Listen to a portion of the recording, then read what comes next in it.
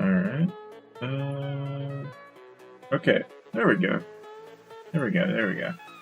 Sorry, it took a little while. I had to like adjust my microphone and shit, and still working on the camera situation here. For some reason, some of this shit's not working straight out of the gate, which is kind of odd. It almost always does. Not sure how that got screwed up, but alright. Well, anyways. Yeah, and I added some more skills. So, you know, a couple of the new skills that I've added, which I thought were, I don't know, I got a good chuckle out of them. That's really all that matters. The way I see it, if it's funny to me, it's, you know, right, that's all that matters. So, like, for example, I now have...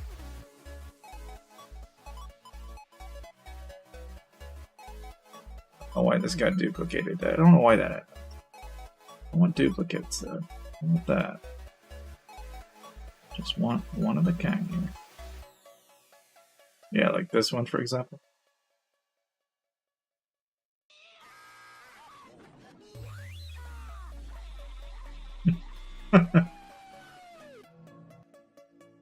You know, that's the thing. I'm still adding more as I come along them, you know, but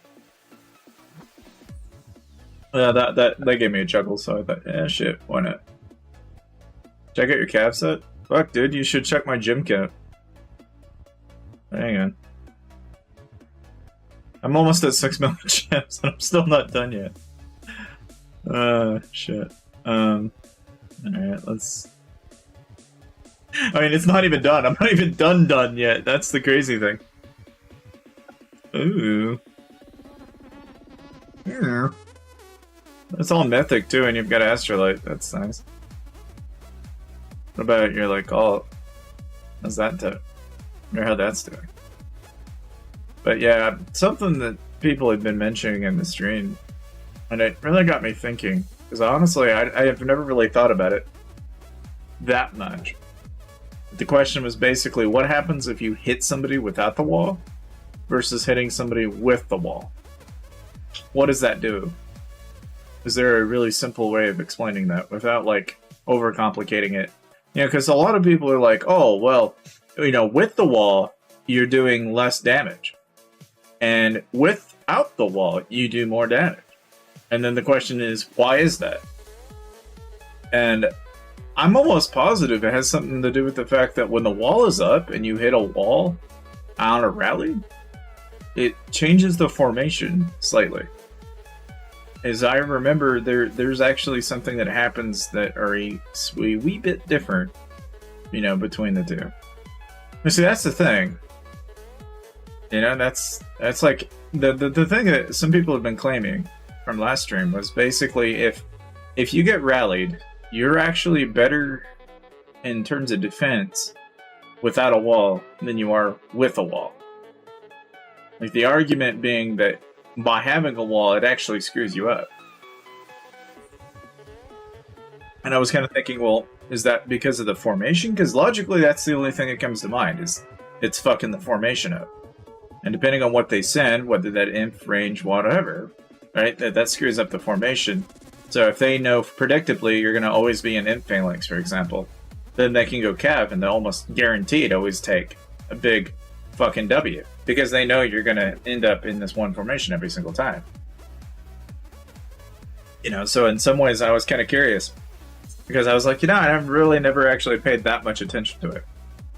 Not enough to, like, conclusively come to a decision. But what I do know is that it makes sense to have no wall whatsoever, right? And it would play by the rules of whatever formation you're in.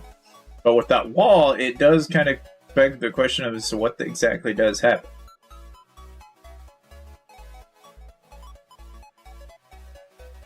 So, if you're attacked with range and you don't have any buffers, then your troops will... But so that's the thing, you know, like, under what circumstances by buffer are we referring to? Are we talking, like, not having T2s? Are we talking imp, range, whatever? You know, is it more specific to the troop type? This also kind of varies depending on, like, you know, what kind of troops the rally lead sends, you know?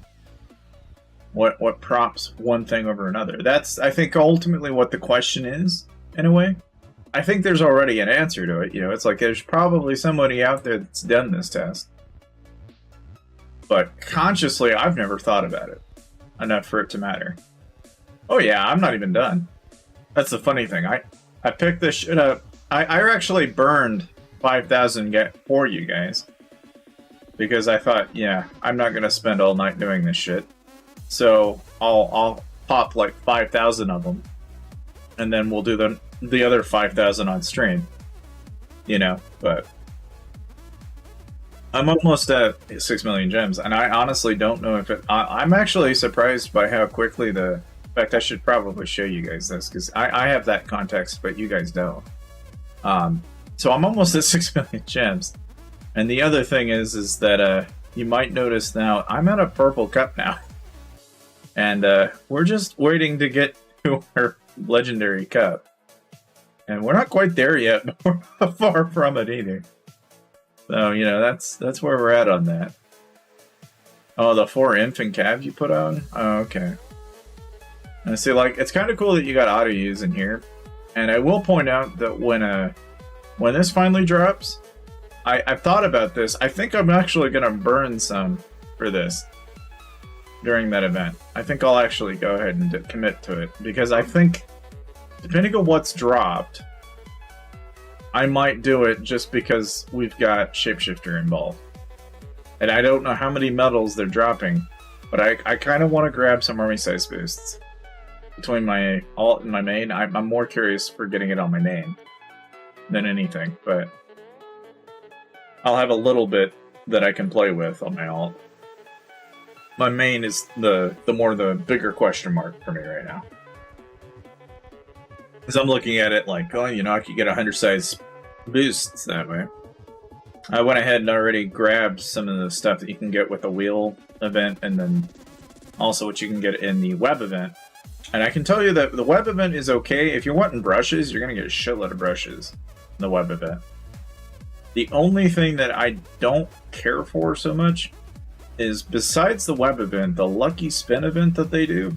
I mean, it's like you buy a pack and then you basically have a random chance. It's like, unless you're spending like $100, yeah, there's a web event. If you buy packs, you can get points right now. $1 per point. They're waiting, you know, basically every $10 you can run a spin. So there's some free shit you can get. It's mostly for artifacts. Yeah. Yeah. It's the card flip one. Yes. Like, unless you're spending, and that's the thing, unless you're spending, generally most people don't give a shit. But when they come up, I almost always do them just because, you know, if you already are buying packs, it's just an added bonus on top of the already... Yeah, that they're in some ways more than one, and I actually argue that if a person was to, like, consciously wait for those events to show up, you'd actually get more out of your money, in a sense. Because you get everything tacked on top of it. However, at the same time, I have now another goal in mind with this alt, which is to say that once I get another mythic cap, I'm probably going to spam artifact coins. I'm going to get my gold phase. And I did try doing the Verge Way a little bit.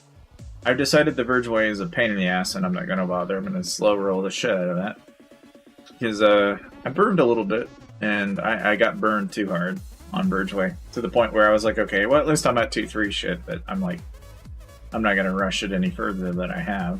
I'll just slow roll the fucking piss out of it now. Since, I mean, even though there's like probably like 20% there, I'm not going to bother that hard. It's just not worth it for me. What chapter? It's probably chapter 3. I'm not that far into it. That's the thing. I ignored the living hell out of Verge Way for so goddamn long, to the point that I actually forgot it existed until somebody named Damo pointed it out. That there were some stats on the table that I completely ignored. And I thought, oh yeah, I should probably do that. Okay. You know, because it's like, well, that's at least a 4 or 5% gain. You know, I might as well do it. You know, at least to some degree, you know, but the thing is I'm a sucker for, you know, especially in this game, I'm a sucker. I always come into things way too late. And my alt is kind of like my experiment in trying to do everything right. My main was everything me learning the game. My alt is me trying to actually try to be a perfectionist and try to make the best bang for my buck. Oh, you need chapter 10? Oh, shit. See, that's the thing. It's like the other problem is that even if, let's say, I slow roll the piss out of it, I still got to get all the way to level 10 before I get all the cards, all the all their stats that you can get on. I'm sure they probably get better the closer you get to T4s, but right now it's I don't know. It's a headache-inducing process to get anywhere near. So I'm just kind of slow roll the piss out of it, though. The only way to do it, I think. I will point out, though, that the Wish event and the new Dragon Slayer skin, I'm definitely going to do that, right? I just haven't decided if, what that's going to look like exactly. It's like how much is it actually going to take to actually get anything of value out of that? Like, just to unlock the skin, what is that going to take? And the next question is, immediately after it releases, which we'll talk about tonight, because I'll wait till it releases. I actually want to know is, are there going to be, actual stat bonuses associated to it? Plus, I want to know if that march speed stacked for that ability. Like, I'm genuinely curious if that's stacked. I feel like it's another one of those abilities, though, that they'll release and then it's bugged as fuck. There'll be something wrong with it.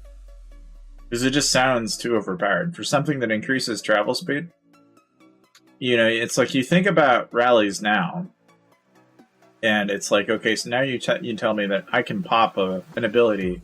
It's going to increase the time that it takes for a march to travel. It's already annoying enough as it is as a rally trap that I've got maybe 5 or 6 seconds. But now you're telling me you might make that 3 fucking seconds. It's like, I don't want to think about that. It's already annoying enough as it is. It's already that. I mean, even in the Kingdom 8088 and the people that are going around screwing with the top end players, it's already to the point where it's just too annoying to have to take a rally from somebody because you don't have any time to switch. So if they think you're online, you're better off switching gear, and then if they hit you, great. If they don't, then great. It's like, at least you had your gear on, because it's so goddamn stupid to try and do it any other way. And in some ways, I feel like IGG has done that, and they keep doing it, and it's like, you guys are catering to the fucking rally leads so goddamn much right now that it's getting on my nerves. I can tolerate it to an extent, but if you get too fucking crazy with it, it makes it too fucking difficult for the other guy on the other end to defend. Eventually it breaks the fucking mechanic, is what I'm trying to get at. If it gets to that point again, it'll be just like what happened when they released Sanctuary. It's like, they had to add Sanctuary because if they had not done so, people would have fucking left. And they would have rightly had every fucking reason to, because they made it to the point where it was unfucking playable. You give those guys too much fucking power, and don't balance it, you will find that people will fucking suddenly decide this game is garbage. Overnight. It does not take long for people to fucking come to that conclusion. If they don't balance shit out as they fucking add shit. Which, I don't know, I might be bitching just for the sake of bitching, but I'm not, really. I don't think, because at the end of the day, people like defending and everybody loves rallies. There's nothing wrong with taking rallies. There's nothing wrong with being an offlane target either, but I disappointingly do not like it when IGG adds mechanics and then doesn't think about the fucking consequences of doing that. Because the moment you make it so that somebody can abuse it, they fucking will. It's annoying.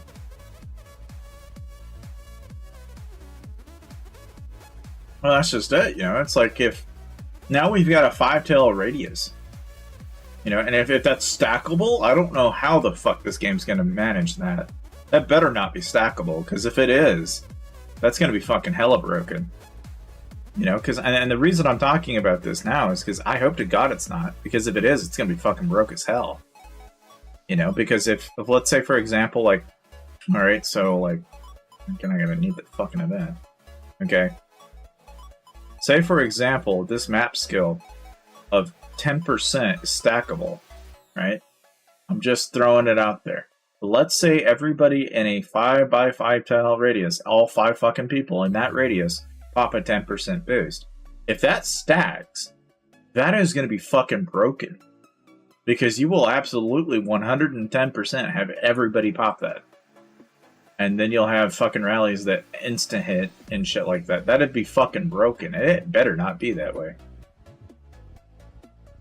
Because if it is, it's gonna fucking overnight. You're gonna have people getting zeroed because they won't be able to switch or anything. They'll basically either have to take it in gear and not have any. I mean, the problem is that it'll open the doorway to people not being able to counter by phalanx. You'll just have to pick a front line and just stick with it,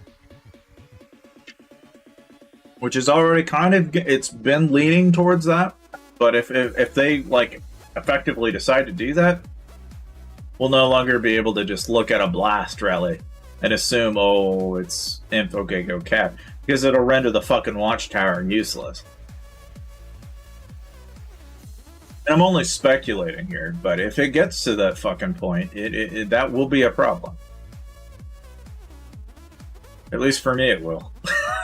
Other people might go, oh well, I'll just sit in 10, 20 mil stacks a T2, and if they hit me, fuck them.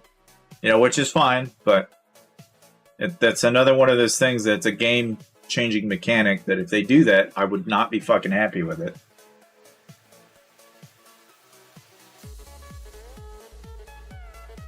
It'll definitely render people like, I mean, so, and I can think of other purposes for this too. Let's say that does stack in a 5x5, okay? Now imagine for a moment you wanted to send a rally from one side of the map to the other. It might conceivably make that fucking possible for a change. Like where people no longer have a 3 or 4 hour march time. It might cut that fucking march time down considerably. Depending on, you know, because if you think about it, 5 times 5, let's say all 5 people in a 5x5 radius, that's 25 people on a 10% bonus. That's 250% travel speed. Okay? And take, for example, right now, somebody's got a march that, you know, with travel speeds. Yeah, I don't know. I actually don't know what the travel speed bonus looks like right now, to tell you the truth. But I'd be questioning if that would push it over 1,000. If it already isn't already at that point. Because some people I've had hit me, I don't have but maybe a second to fucking decide what I want to do. And if I don't change fast enough, then I'm fucked. As far as gear is concerned. So if something like that happens, I don't honestly know what the hell to expect for people that are like sitting on base or anything like that. It'll open the doorway for people to send rallies that'll fucking just insta hit. Especially the major 11k heroes and shit like that. We'll start seeing people just getting insta fucking hit all of a sudden. Where like if let's say I get, you know, 3 guilds together, we could pop a fucking rally and it just fucking hits all at the same time, and there's almost no fucking warning when it hits because it'll have that travel speed, you know, which I keep pointing that out because it's gonna bring that kind of thing to a crawl if that happens, and I'm just guessing here, and chances are it probably doesn't. It's probably just 10%, and if it is, thank God, because if it's anything else, that's a fucking problem. That'll get way too broken.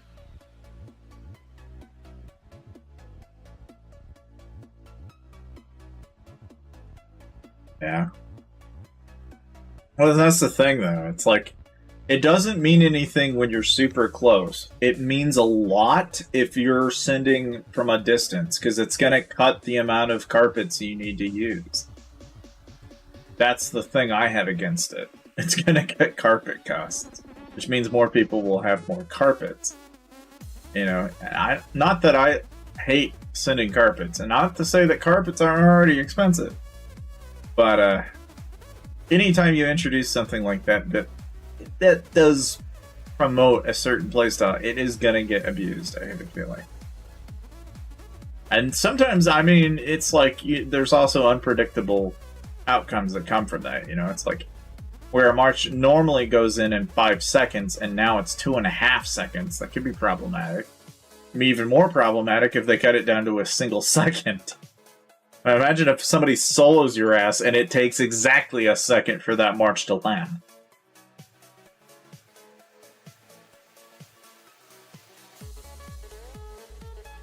I mean, after a certain point, if you get to a point where the reaction time is so tiny, though, that's the problem I can see with it. You know, I mean, I'm not saying that, you know, if something like that occurs, and that is I mean, that will be the meta I go with Kremdor, is I will immediately abuse it. If that becomes, that'll instantly become the meta whenever you're sending marches. You'll no longer look at carpets as an advantage. You'll almost always, immediately, everybody will all recommend you sink money into leader skins because you want to have that advantage. Because it'll save money over time. I mean, that'll cause people to fucking go in full fucking fuck you mode for it, you know? But obviously, in IGG's perspective, that's more money in their pocket. For everyone else, that could be a problem, you know, depending on who you are on that side, because that can do everything from screwing up people's rallies on base, on battle royale. It can do all sorts of fucky shit. A lot of different events, even, really. But I'm just, yeah, throwing the idea out there. For all I fucking know, it doesn't actually do that. And if it doesn't, then, you know, it's just a 10% bonus, which whoop-de-doo. But something tells me it stacks.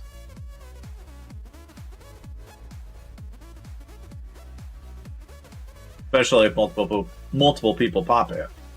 And again, this is just one of the abilities that we know about. I don't know if the leader skins will actually incorporate newer skills either. And this is just one of the skills that they're introducing. I mean, for all we know, there'll be more skins, more skills, and therefore more probable directions that this game is going to go in. But it seems like every time they decide to shake up the game, it's almost always around this time of the year. When they want to do any major fucking changes, they do it in autumn. They almost always do it in autumn. And I have no idea why. And I think it has something to do with the fact that they know a lot of people are in school and shit like that. And the people that are in-house are going to be inside at their house, and they like to, I think they take advantage of the fact that people typically do outdoor stuff. I bet you if you looked at the revenue, it's probably higher in the fall than it is in the summer. I'm just guessing here, but I would assume that metric is probably not far from that. I would assume it's pretty close. And so for them, they have to incentivize people during those winter months to play and spend more money. But, I mean, shit. Yeah. It'll be useful for all sorts of shit. Because, you know, like a rally, like quad rallies and rally parties will find it useful. People that are sending rallies over a distance are going to find that useful. Like anything that starts modifying travel speed, that's gonna fuck with a lot of different people in many different ways. In some ways, it may not be noticeable at first either, because like somebody like me, I'm thinking, you know, imagine for a moment, I have 30 marches, right? Or, you know, across 3 different accounts, 4 different accounts, right? And they're all marching back. I could have, you know, 25 or so players pop in an area, pop a 10%, and everything in that area becomes instant fast. And the thing about travel speed is, you know, that'd be instant speeds on garrisons. You know, everything from garrisons could suddenly become instantaneous. Everything from, you know, or anything that, like, normally would require a significant amount of time that would take for it to normally march. Like, if you can increase that by, say, 250%, there could be a lot of different people that might find that useful. I mean, even gryphon traps might find that fun to use. Because rather than, you know, say, proc a gryphon, they could conceivably maybe even do something like that, where the reduction in time between the marches is so quick that instead of it being like 5 or 6 seconds, it could be 4 to 5 seconds. You know, it's like anything that screws with march speed. It could be interesting for rain traps, rally traps, solo traps. There's a lot of different ways that could play out. I'm speculating. I mean, it's very, assuming it's just what it is, right? It's just, let's say it doesn't stack, then it's not going to be that big of a deal. But on steroids, or even if it was glitched, somehow you could make what I'm foreseeing possible. That could be problematic. Very easily get that away. I will say that, you know, for as many tokens as I've used, honestly, I was a little surprised at how many gems I got out of this. I started with 1.6 million. I did not think I was going to leave with 5 mil. And I'm almost at 6 mil now. And I didn't think I was going to have 6 mil either. You know, and for all I know, I'll wind up making another couple mil out of this. And the thing is now, of course, everybody's like, you should burn those gems and buy yourself some, you know, X, Y, and Z. It's like, nah. I'm just going to pretend the numbers. I'm just going to leave the number there. And people are going to be fucking triggered by it, probably, because they're going to be like, I want that. Which, I mean, all the power to them, but I have a goal. My goal is I'm going to get to double-digit millions in gems. I am going to get to double-digit millions in gems before I ever do anything. Just because I want to have double-digit millions. Because I think it would be cool to be able to just, you know, walk around with like 10 million, 20 million, 30 million, 50 million. You know, just have an absurd amount of gems. I think that'd be cool.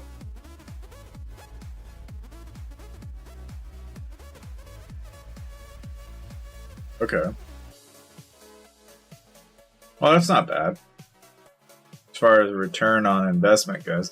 So what you're telling me then is if I let's suppose theoretically I decide that I'm gonna burn another, you know, let's say like I got 5 mil now. Yeah, I've hit jackpot. Like, I don't know how many times, but I've hit it at least once that I know of. And the thing is if I hit it again, I'm really confused. I'm almost at 6 mil though.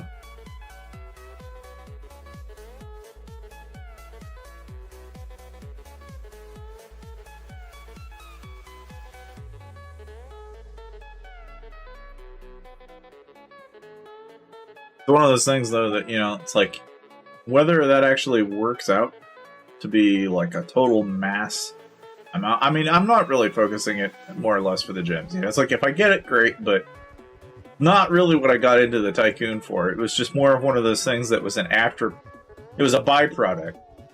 You know, it's like, I was initially going into this for the Halos. It didn't really dawn on me until now that I was like, oh shit, I've actually introduced a whole different set of things that you know, it's like, this was the goal, and this is, you know, this was the side, you know, and the after effect of it. I didn't even realize I was going to get as much as I did. You know, but I don't know. I watched David Trex's stream the other day, and I looked at, like, you know, okay, you burn 1 million or so artifact coins. That's exactly the chest limit. It's like, okay, there's another goal, you know, another stream. Get 1 million artifact coins and then burn all of them during an event. Because, you know, that'll put you at, you know, the top, at least the top 10. Now imagine if you had 2 million or 3 million. That might put you in number 1, you know. It's like, and there's a part of me that goes, you know, I think that can be achieved. That is within reason, you know, because there's a way that, you know, somebody like that was able to get 1 million or so artifact coins. And I'm sure that, you know, most people are going to look at that and go, well, they probably bought packs for it. And it's like, yeah, but what packs? You know, it's, I would say your 30-day monthly supply, your 7-day, you know, and a bunch of others, right? Over a period of several months. And then probably your dollar pack for 1,500 or so. Let's say you did that for a year, 365 days in a year. I mean, let's say, you know, I have 12,000 artifact coins. That's reasonable per month. That means, you know, you'd have a little over 1.2 million by the end of a year. That's within reason. Hey, what's up, X-Men? Hello. Welcome to the street. And we're currently at somewhere around 6 mil now in gems. We're at a purple cup, and we're not quite at a legendary cup yet. We've already got a mythic cup. And we're still going. Just when you thought the stream was over and you thought the last stream was the end, and no, it's not. It's still going. Still got more tokens. Still have more stuff that we can open. And the weird thing is I'm probably going to wait until the end of Labyrinth, and then we'll start doing Labyrinth for leader skins. So we've got that too. God damn it, what? I know. You know, hold on a minute. Just a sec. What do you want?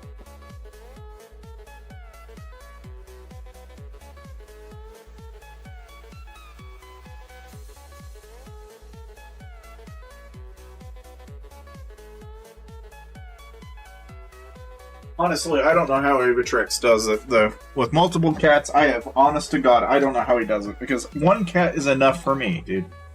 I'm doing great, though. But it's, like, I don't know, man. It's all sorts of madhouse crazy with that cat with me. It's all sorts of... Yeah, it's basically a Tycoon marathon. I'd recommend this, and if a person could store enough Tycoons and wait until they had this many tokens... Like, I recommend it. This is the way. I mean, if you're gonna do Mythic Cup, this is the way. I don't think you should do it any other way. This is the way to do it. Because I've opened, like, close to 1,000 chests. I got nothing on those. I mean, I got absolutely nothing on Halos. Yet this is, like, 1,000x. Off of what I would have done on any other way. Like, I honestly would never tell someone, buy Bon Appetit chests. At this point, I'm like, no, don't even bother. Go to the Tycoon, buy 20,000 tokens, and just wait your turn, and then do this. Because this is the way to do it. And I'm honestly thinking it's more like 10,000 to 12,000. It's probably closer to 13,000 or so. To guarantee all the way from 0 to, you know, Mythic. But, I mean, even still... Like, it's stupid how many gems I get out of this, too. And not only that, the embers, you know, if you're looking at getting Bon Appetit or PB Hops, it's really good for that. The only thing this is not good for, I've come to find, is if I'm gonna, like, say I want Bon Appetit maxed out, right? Well, now you're talking another $600 just in trying to upgrade the ability. Which I probably won't do. Like, I thought about it, I considered it, but I'm not going to do it. You know, it's just not something I'm willing to do just yet. I might think about it, you know, 4 or 5 months down the road, but I don't have that much capital laying around to just sink 600 in that ability. Just because. You know, not for something that, I mean, while it is advantageous, it's not enough for me to consider it. Not yet, anyway. Oh, that could have been me. God damn it. But, you know, all the same, in case you're wondering what I'm drinking, my drink of choice right now is rum. Somebody told me it was National Rum Day this week. So I took it upon myself to get spiced rum, and this is Captain Morgan. I'm drinking Captain Morgan with Coke. And if you're wondering what type of Coke, it's Dr. Thunder. Because we're a cheap ass in my house. We don't buy Dr. Pepper. If we could, we would. If we had Pepsi, we'd drink that too. Now, when you're talking Mountain Dew, that's vodka. Vodka and Mountain Dew. But that's a hellacious concoction. One does not do that and not have heart palpitations and all sorts of shit afterwards. What? I've already fed you, so this is a done deal. I don't agree with you anymore.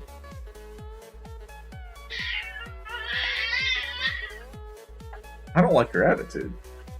I think your attitude sucks. Yeah, vodka's good. I mean, you know, because I'll drink vodka. I've got some tequila that I like drinking too. The problem I have is I love to mix and match. I've had my fair share of vodkas and whiskeys and tequilas and bourbons. I mean, like, bourbon-wise, I had some Maker's Mark not that long ago. But if I was having a higher proof, I actually drank some 1884 that was really fucking good.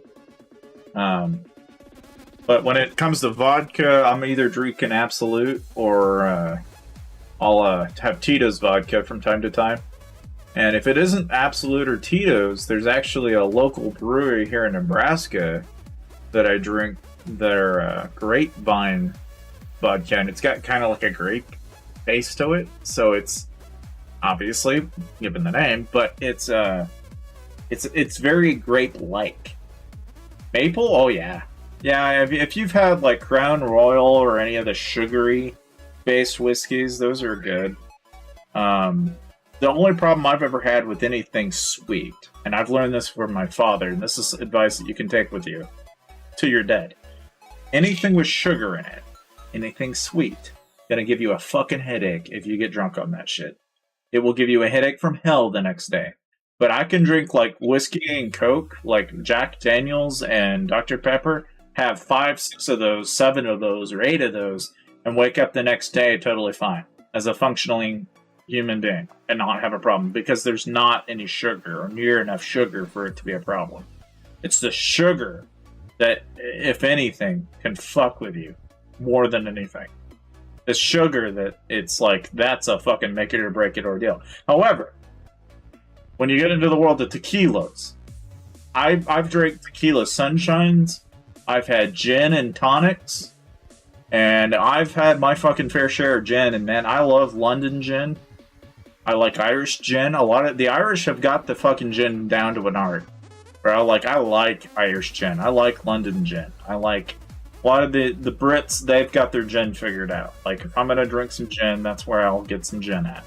The gin is one of those drinks that shit's like water.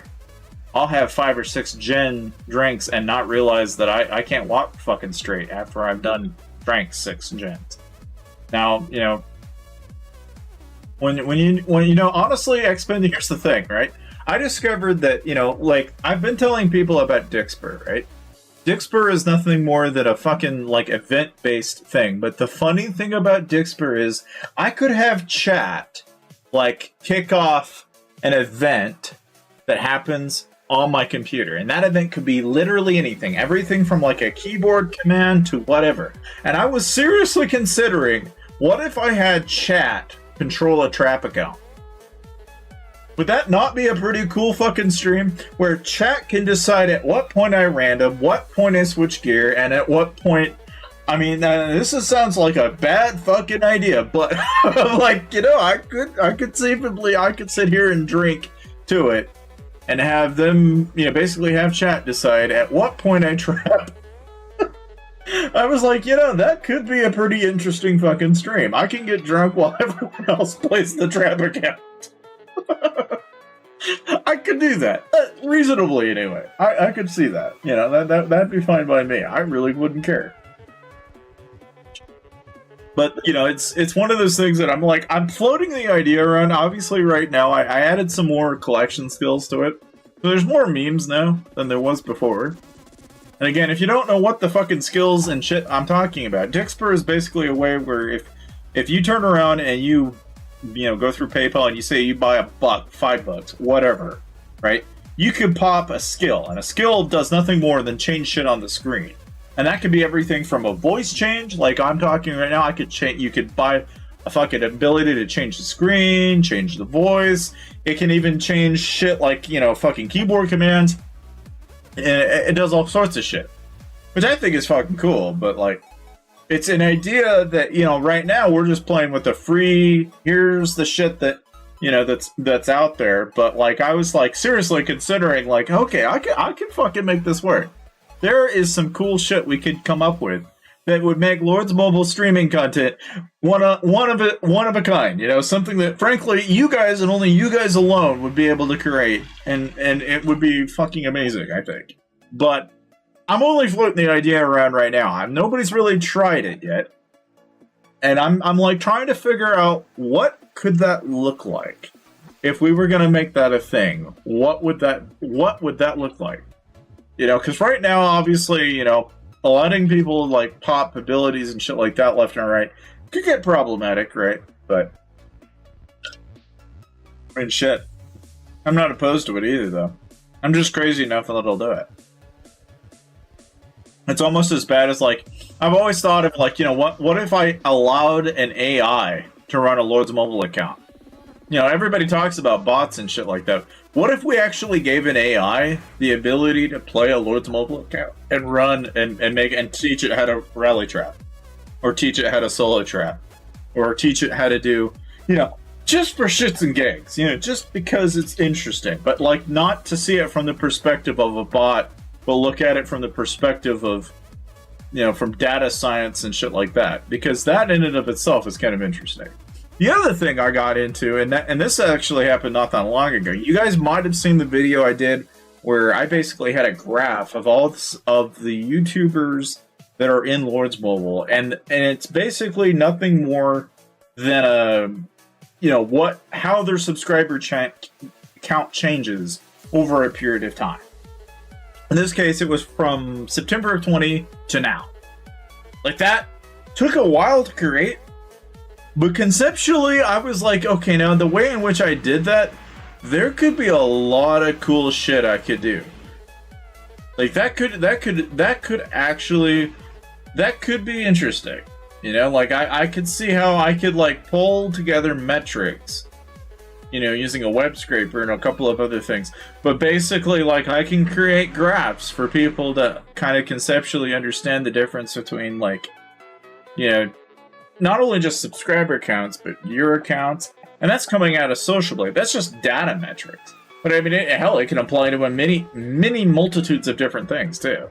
You know, it's like you can apply that logic to a lot of different shit. Now, Kremdor, I don't know about you, but if you're going to allow me to sit down and reasonably allow you to full counter my trap, I'm going to need to give myself a solid, like, I'm either going to need to be really drunk, or somebody's going to have to, like, give me a solid, like, 5 minutes to just, like, with a straight face say, let's do it for science. But it has to give me something of value. I don't know, Kremdo, but it has to teach people something. I give no flying fucks so long as somebody learns something from it. And it has to be scientific in nature. Meaning that if we do this, it has got to 100% prove something so that people can no longer debate it. It's the only way I'll accept doing that. And that could be a lot of different things. I am open-minded to it, but you have to make your case, prove a hypothesis, and it has to be something that people want to see. Otherwise, I don't know. I may be asking for somebody to foot the bill, because it's kind of expensive to build that many troops. But I don't know. On a serious note, we are kind of at board, aren't we? And so the problem is now I think CL's leaving. What did you do to CL? I noticed that the announcement was made. Yeah, I know. I'm not. It's not like I'm not fretting over it. I'm literally just looking at it, going, I mean, yeah, we could do it, but if we're gonna do it, we're gonna do it. We better not just do it for the shits and giggles. Like, I'd rather it be something of value to somebody down the road, 5 or even 2 or 3 years from now.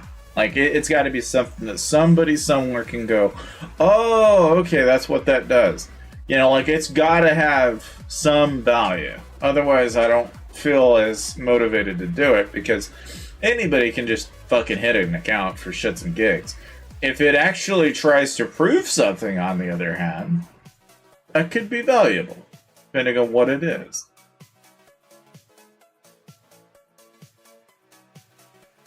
4 rounds in a row, I blocked him. Yeah, well, I mean, there's no jokingly, Kremdor. I was telling people about this earlier. I've only met 2 people in my life that have played Lord's Mobile that have ran multiple accounts, and in both cases, they happened to be the guild leader of the guild I was, in. The first guild I ever joined in this game, and this is back in 2017, was a guy named Master Kane, and he was a Twitch streamer. And believe it or not, he ran 5 accounts. You're the only other fucking person that I know of that is sane enough to fucking run that many accounts. In fact, I think you run more accounts than that. I might be wrong, but I'm pretty goddamn sure you run more accounts than that. And the funny thing is, I've been telling people this, right? But the ZDK recruitment video I made, I still find funnier than fucking piss. I've yet to see anybody top me on making a video that goddamn funny for a recruitment video. I've yet to see, and I don't think anybody's seen it. Now, don't get me wrong, I have a little bit of a dark humor. I have a funny way of humor with that. But honestly, like, if people are gonna start making recruitment videos, I'm gonna turn my recruitment videos into straight up SFMs, where they're just funnier than fucking piss. Like, it better be goddamn funny. It better be goddamn crude humor if I'm gonna make a recruitment video, because otherwise, like, that shit to me could be funny.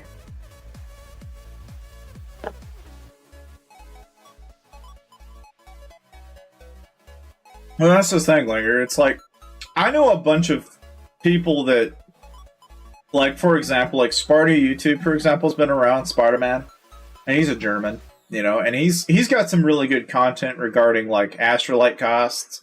In fact, I'd still say he's the authority whenever people are in the mid to late tier game and they're wanting to know costs and shit like that. Sparty is somebody you want to look into, because he's actually rolled around with people that have spent a fair bit of money, but he's also got the costs and associations to that I think a lot of people will find value in.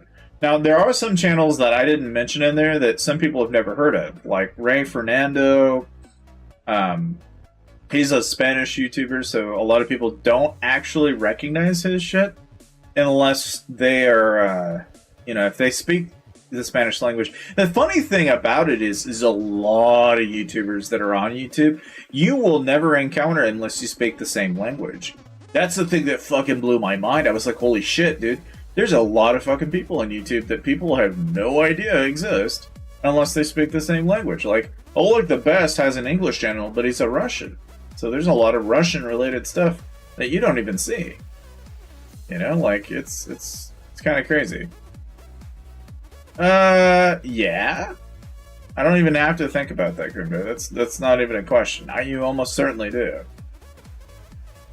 And the only reason I say that is because I'm popping like 500 across and 300-ish HP sooner or later, but I'm still in the 250s. You know, that's where you're wrong. You're actually stronger than a vast majority of the player base. From a lot of the people that I've taken hits from, you are stronger than some of the people I've taken hits from. That's where you're wrong. Like, you got a pretty solid account. I know you say that you're not that strong, but like there are just as many people that are not even close to you. So I, for one, would love for me to be more towards your level as a trap account. If I had the kind of gear you have right now as a trap account, I'd fucking say, yeah, fuck everybody that tries to come my way, because I'll probably screw them pretty up. Problem is that's also the difference between somebody who spends like maybe a couple thousand and somebody who spends tens of thousands.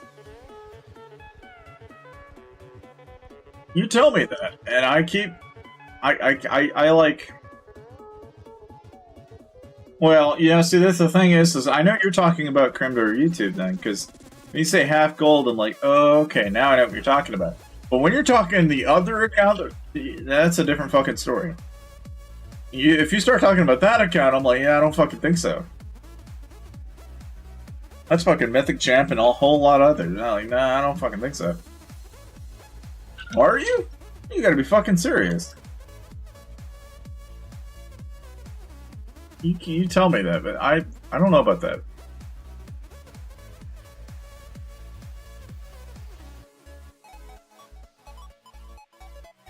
I mean, if you hit me in this shit, yeah. If you hit me in this shit, fuck yeah, dude. This is not... It's a different problem. You tell me that. It's... Nah. Now, we're almost at 6 mil. We're not quite at 6 mil yet, but... We're still going. Yeah. 830% cav.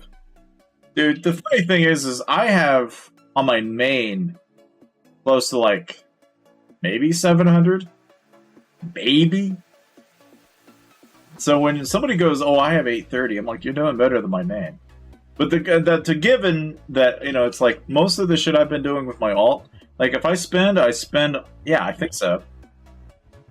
Pretty sure. I don't remember it being very high. It might be around 700. I don't think it's 8.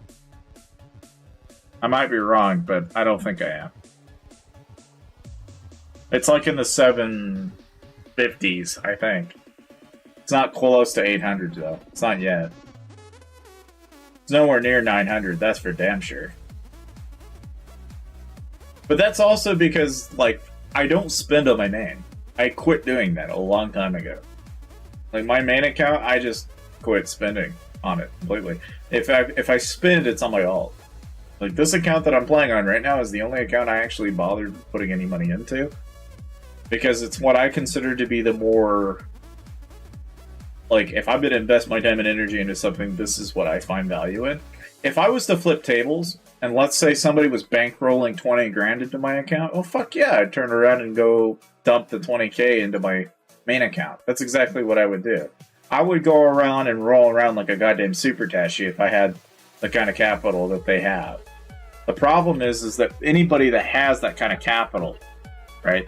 What they end up doing is they'll buy an account for probably $5,000 or $6,000, dump $4,000 or $5,000 into it, make it into a super tashi type account, and then they roll around and they fucking wreck everything in their direction.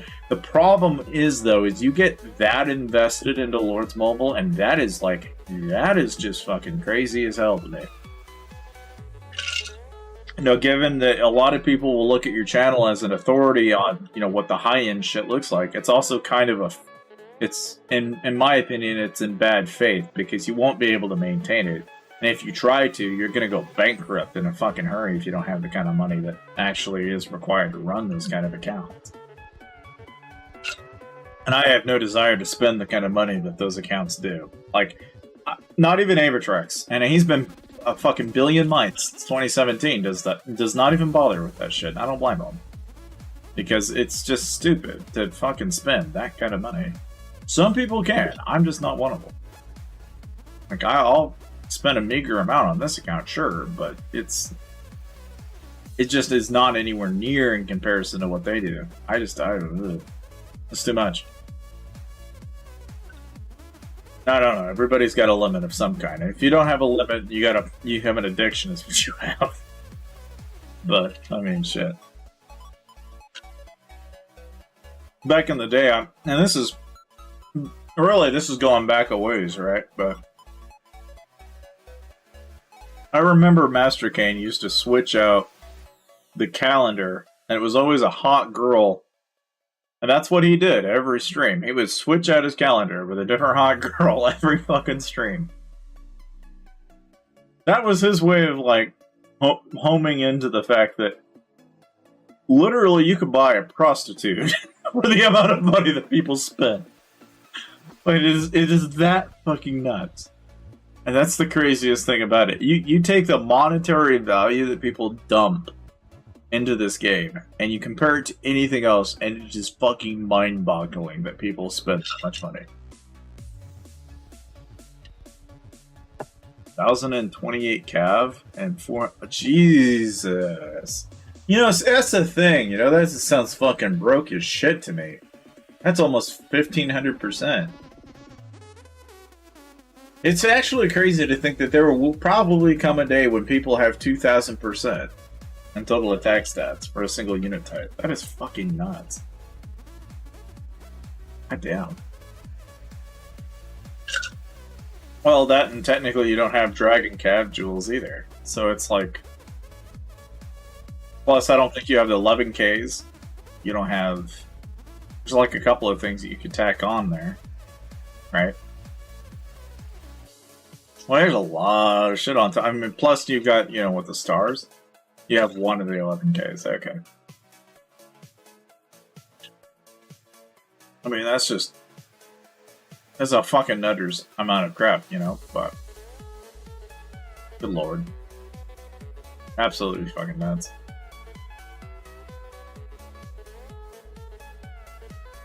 Well, with any luck, maybe you'll have some luck with a shapeshifter event that we've got coming up here with the Dragon Slayer skin. And like I've been telling people, you know, I'm probably going to dump a little bit into it just to see what exactly we've got on our hands here at midnight. Because I'm sure we'll probably make it to midnight. With the number of tokens we have, we'll more than likely stream till 2, 3 in the morning. Easily. One of the things that I've actually sat here and thought about too is I want to start streaming or talking about Starfield. However, I know that everybody watches this channel strictly for Lords Mobile, so I may end up starting a second channel, start covering Starfield and Baldur's Gate 3 and more games related to Steam, and start uploading to it.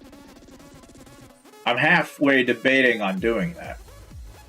I'm not gonna not upload content to this channel, but it's one of those things where I want to be in several different places without not doing the things that I like to do at the same time.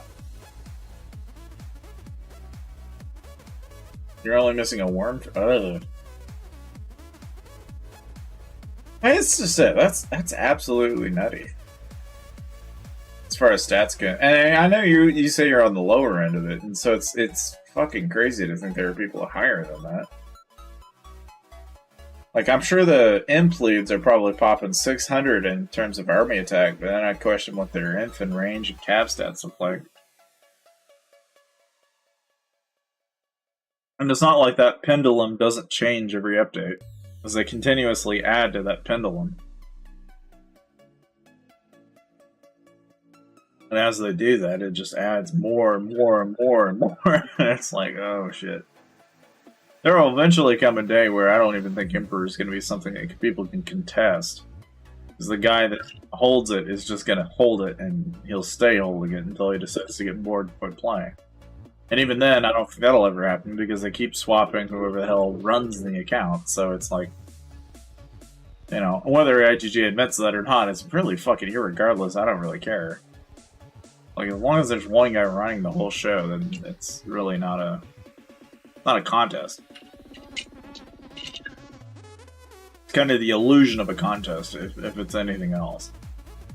Now, I will mention, Kundor, I did actually add a ZDK role to the Discord.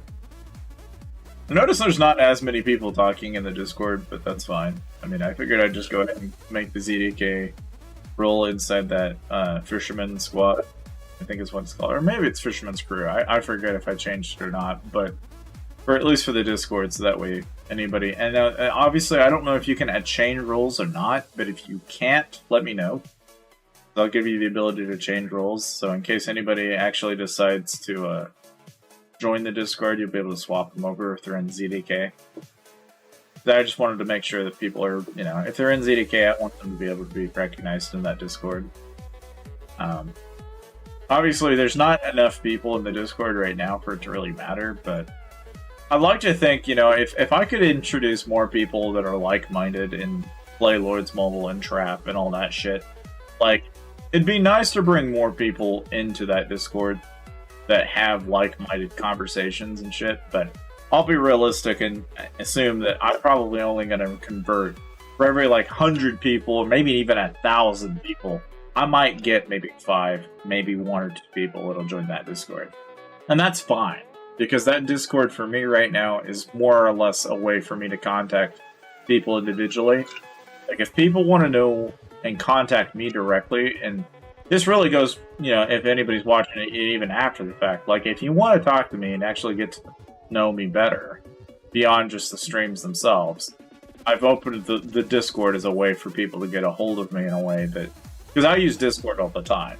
You know, Line is really popular for a lot of people, but I use Discord almost all the fucking time, so I'd rather most people, if they're going to get a hold of me, get through me through Discord, as opposed to trying to get through me to Line or any other method. Because while I do use Line from time to time, I quit using Line about 1.5 years ago, because I just didn't see the benefit of using Line as opposed to using Discord. There's so much to Discord that Line doesn't have that I didn't want Line anymore. It's like, for a lot of old guilds back like 3 or 4 years ago, it made sense. But Discord took the fucking crown. And so now I just don't see why I would ever want to stick with Line. Some people are hell-bent on using Line, but I'm just not one of them anymore. To me, it has become the TeamSpeak of mobile phones.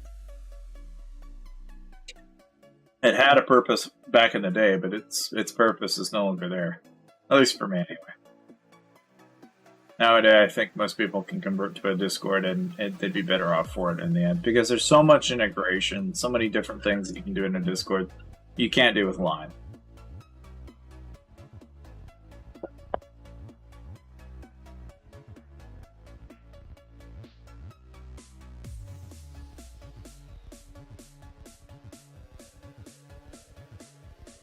Good to see a jackpot, though. We've been making good progress, but no jackpot. It'd be nice to win multiple jackpots, but I'm probably begging for something that is not going to happen. I was probably lucky to get the mil on 1.1 mil that I got. The likelihood that actually happens twice is pretty slim, I have a feeling. I feel like winning the lottery twice.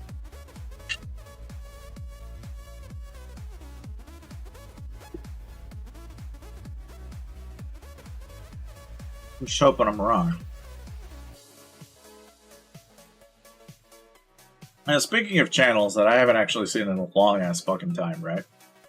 Because I was watching some of that content that I had from, like, back in 2017. So I forgot completely about Melchick. And there was, like, a handful of channels back then. There was Mr. BP, Melchick, there was Avatrex. Shortly thereafter, you had, like, a couple of other channels. I had completely, it blew me away that I still had documentation of channels like that. And I was in like Kingdom 81, but I remember being in Kingdom 58 for a really long time. It just blew me away at how, I perceive things in such a way that it's like I look at things now and I go, wow, what a different time. Because back then they used to send mixed marches and shit like that. Avatrex was a billion might, even in 2017. And it's funny enough, he's still a billion might, and here we are in the 2023. But like, in some ways more than one, I looked at that and I was like, wow, a long ways that I've come. I used to be nothing more than 100 mil. My whole worldview was warped by the idea of T1s and T3s. And here I am now, with T4s and T5s. Like, I have come full circle from where I used to be. And it's in a way, you can look at what I used to upload back then as like, oh, you're a fucking noob. And it's like, yeah, I fucking was. I was just kind of learning the game. And a lot of fucking people that join this game arguably all kind of feel like they fall in that camp one way or the other.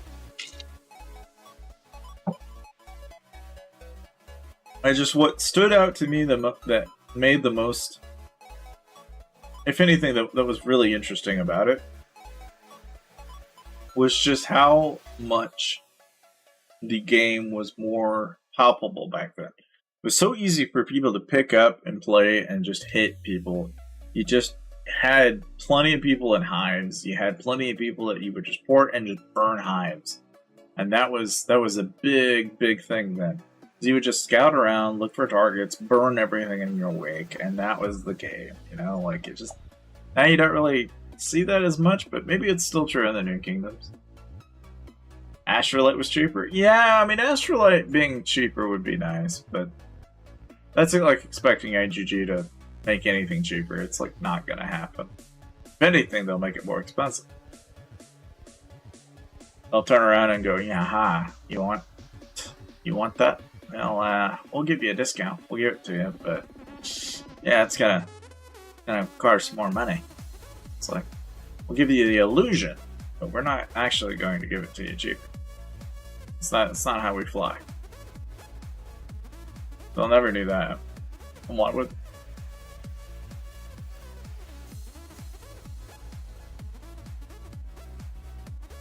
I've seen some people that won 2 million, though, within Kingdom Tycoon here recently. It's kind of wild. I mean, I've won 1.1 mil, but to think somebody could have won double that is actually kind of crazy. And it's not terribly uncommon for someone to win 1.1 to 1.2 mil. Like, admittedly, I'm part of that 1.1 to 1.2 mil gang, but there's some people out there, man, that got away with 2 million for a jackpot, which is kind of wacky.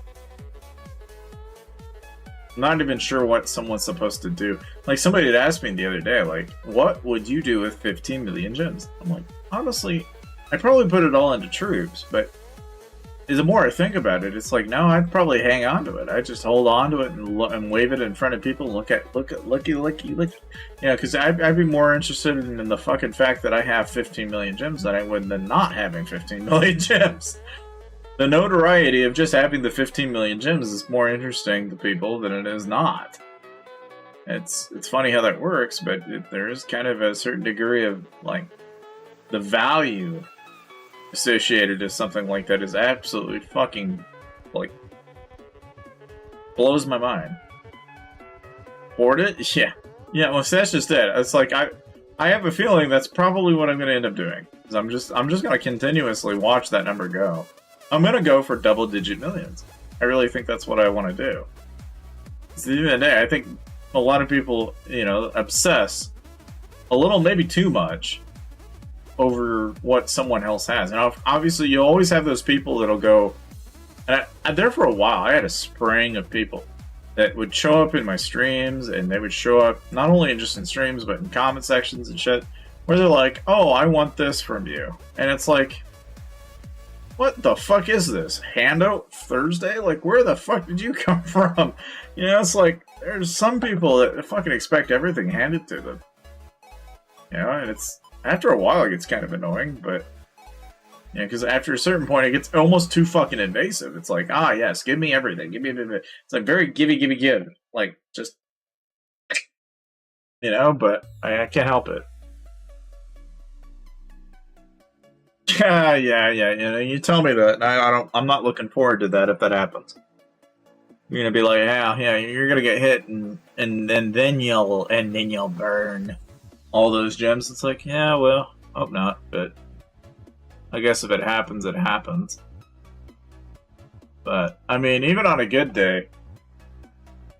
So I've got some goals now. You know, you definitely gave me something to aspire to. Like, now I'm like, okay, if I can hoard this many tokens, I can hoard that many artifact coins. But I'm gonna double it. I'm not gonna do 1 mil. I'm gonna do 2 mil. And the only reason why is because there's only one time in this entire game where that ever actually makes any goddamn sense. And that's during certain events. They've got certain events that I remember that they'll reward you for the artifact coins being burned. And then you'll get, you know, event-based, you know, obviously within the artifact rankings. And I'm thinking, you know, like, if a person was to acquire 2 million, I think that would do the trick. I could be wrong. Maybe there's somebody with 3 mil or 4 mil. Maybe there's already people backpacking way ahead of me on that. But I'm thinking that at least you get you in the top 10. Which, even in some events, that could mean something, you know, depending on what they drop. I will say that with the Labyrinth event tonight, we will try and give that a go a little bit, just to see what exactly the new skin's all about. I don't know if I'll have enough to actually acquire it, but I'd like to see if it's even within reason. I'd like to see more if whether or not that ability stacks, if anything. Because I'm really curious if that's going to stack, and if that does stack, that's 250%. If you had all 5 people in a 5x5 tile radius. It's 25 players popping it all at once at 10% a pop. That, like, you could do some really fucky shit if you're able to do that. There's some really fucky shit that a person can do. I'm really curious if that actually stacks. I mean, we won't know until it's out, but I have a feeling it does. And if it does, that is going to be super fucky. So that's just it. I more than likely will do it on both accounts. That's why I said if I do it, I'm going to try and get the skin on the alt. And if it's not terribly difficult, I'll also do it on my main. That's a good question, actually. So, as far as acquiring the skill in particular, and we're almost at 6 mil, by the way. Let's see. So, in order to acquire the skill, it does not say there's any... I mean, obviously, I would assume you need to spend the 30 to acquire the avatar, and then 120 to unlock the portrait. So it's not very clear at what point do you acquire the skill. I would say it's probably 120 portraits, because knowing IGG, they would probably incentivize a skill as a reward for buying 120 portraits than they were to say, we'll reward you at 30 portraits. You know, but I don't know. That's a good question. We'll have to wait and see. Well, depending on how this all goes. The biggest challenge is going to be getting that number of portraits too, though. I'm sure the cost associated in the number of portraits is going to be an astronomical amount of fucking luck or money. And probably a combination of both. And the other thing I noticed is, I'm just going to do this out of necessity, is I am going to go ahead and Prima Donna, where is it? Where is that hero? Oh, where art thou? There it is. I've got like a little over 4,085 medals of Death Archers simply because of the 15 minutes that I get off of her. And that's it. So that's just it, you know, and that's the problem is that it may not be achievable either. I don't actually know. We'll just have to wait and see. I have a funny hunch that's one of those things where it's like, yeah, that's only achievable for the top echelon of the game. Like, you're not gonna see anybody with that skin day one unless you're somebody that has 30 grand to print, you know, just up and burn. Which is really absolutely mind-boggling to think there's more than likely somebody that's gonna have it day one.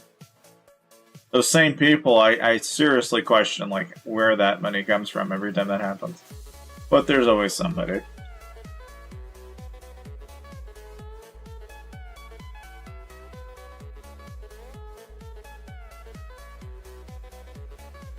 I just know that it's a lot of pocket change, more than likely. My main concern with it right now is just whether that's stacked. I'm sure if it doesn't stack though, it's no big deal. But say even if it does stack, right? We're talking about, you know, just getting 120 portraits is probably not going to be an easy feat. So it does kind of give me some thought that maybe only 1% of the entire population are going to have it anyway. So that limits the number of people that could have it anyway.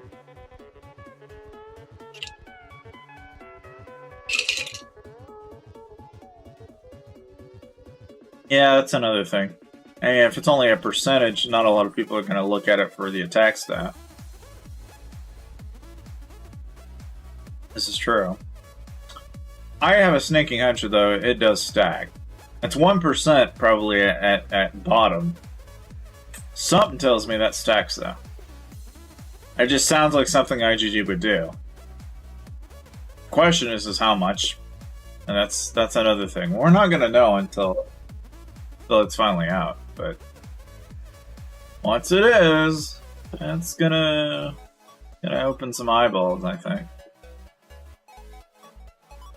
But we'll see. You know, it's one of those things that, given enough time, we'll eventually get to that point, and then we'll go from there. Oh, lordy, lordy, lordy. And the only thing that is always time-consuming about this many tokens, and I swear to God, this has gone on for that, like, it feels like 2 or 3 days straight, but it's only been a day and a half. It feels like it's been forever, though.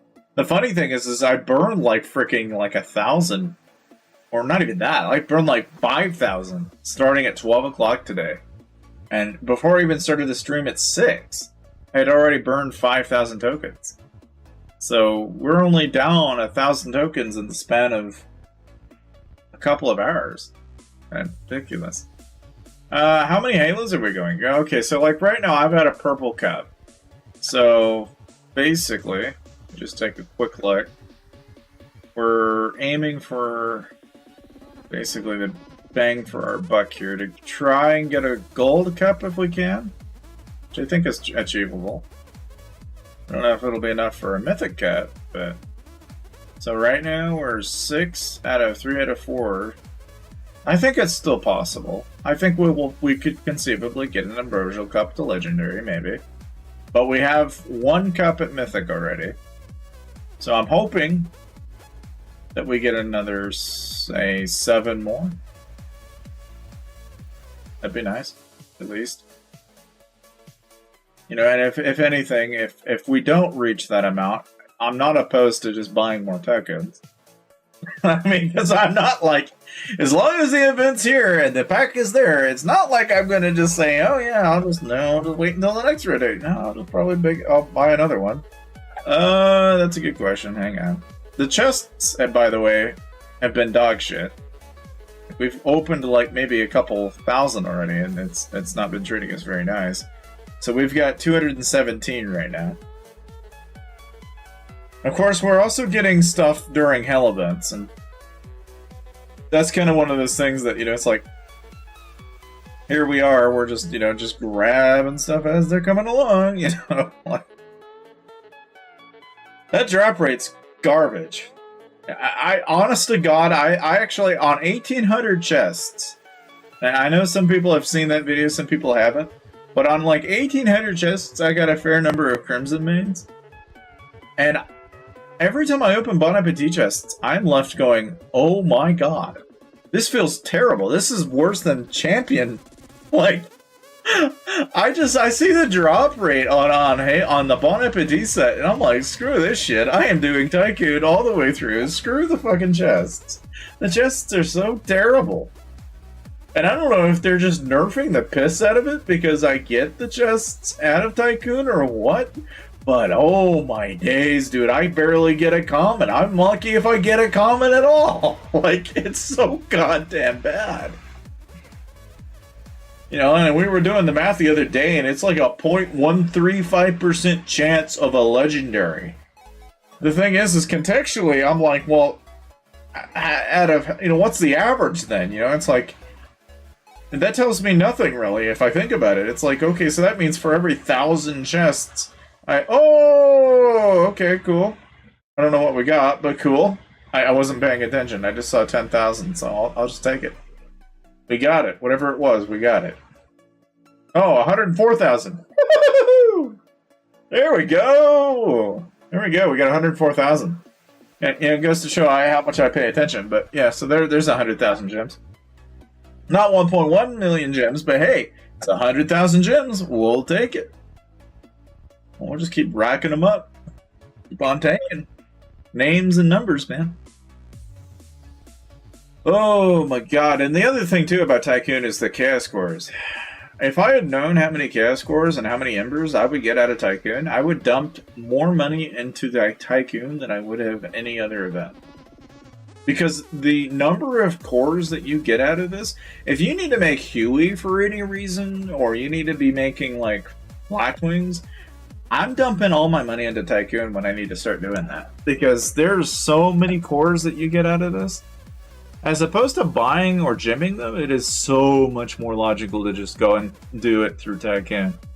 It is a much better way to do that. Until they make something that makes what I just said irrelevant. I will be back though. I am empty on the liquor department, so we're going to get a refill. In the meantime, I will be back. I will not be gone long.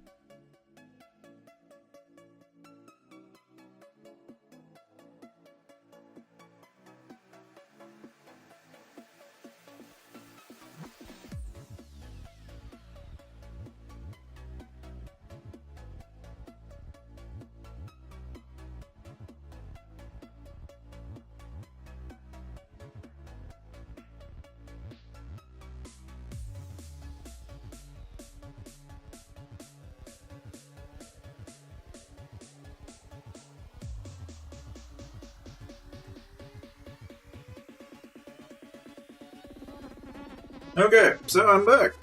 And, of course, if y'all wondering what I'm drinking here, this is tequila, and it's good tequila. The tequila in which I'm drinking is Padre.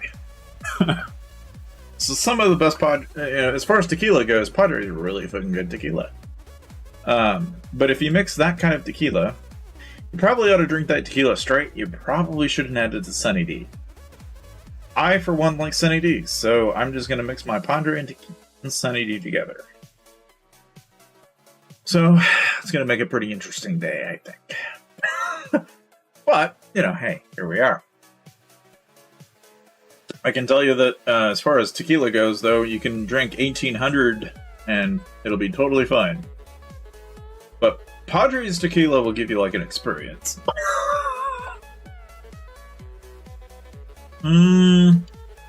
I quit Lost Crusade when I was getting kind of to the point where, like, it was probably like, what, April maybe? Might have been around April. Right around February, April, around that time. I played it pretty consistently until the point where I felt like every time I turned around the corner, the developers would say, okay, we're going to update and improve and do something meaningful to the game. And then when you looked at the actual beta tests and shit, they weren't really doing anything. And it felt like a scramble. And then the more and more I looked at it, the more and more I started to not care for that. You know, like, I know that they meant well, they were working on it, but past a certain point, I lost interest in it because it became more and more similar to this game. And I already play this game already pretty regularly, so for me to try and juggle between the two, I just couldn't do it. So I finally made a decision that even though I could continuously support playing Lost Crusade, which I love Warhammer, right? Like, when Space Marine 2 comes out, I'll probably play it. I've played Total War Warhammer 2. I love going into the 40k universes just as much as I do as going into the, you know, the kind of the medieval side of it. Like, while I don't watch a lot of lore and read a lot about lore as far as Warhammer's concerned, it is definitely one of the few things that, amongst a small group of friends that I've had over the span of like 7 or 8 years, it's a game and franchise that I've always come back to time and time again because of just how much there is to the game and the franchise as a whole. Now, I remember you used to have a channel named Llama something. You know, I don't think I ever had a channel named Llama that I know of. At least not that I know of, anyway. I mean, now, they're not to say that there aren't channels named Llama something. I mean, there's a guy that has come back for Lords Mobile that a lot of people know him as Llama. And he's a good guy. He's been around for a number of years, but he's always kind of, you know, he reminds me a lot of, because a lot of the guys that I used to play with in Mad Lions, one of the guys was a doctor, and he was, you know, he had the income because that's just, you know, that was who he was as a person. He just fucking had the money to burn. And I remember really well that he was basically our rally lead, right? And he was, in many ways, when I think of Llama, I think of him. Because a lot of what he felt about the game, Llama sounded to echo a lot of the same opinions.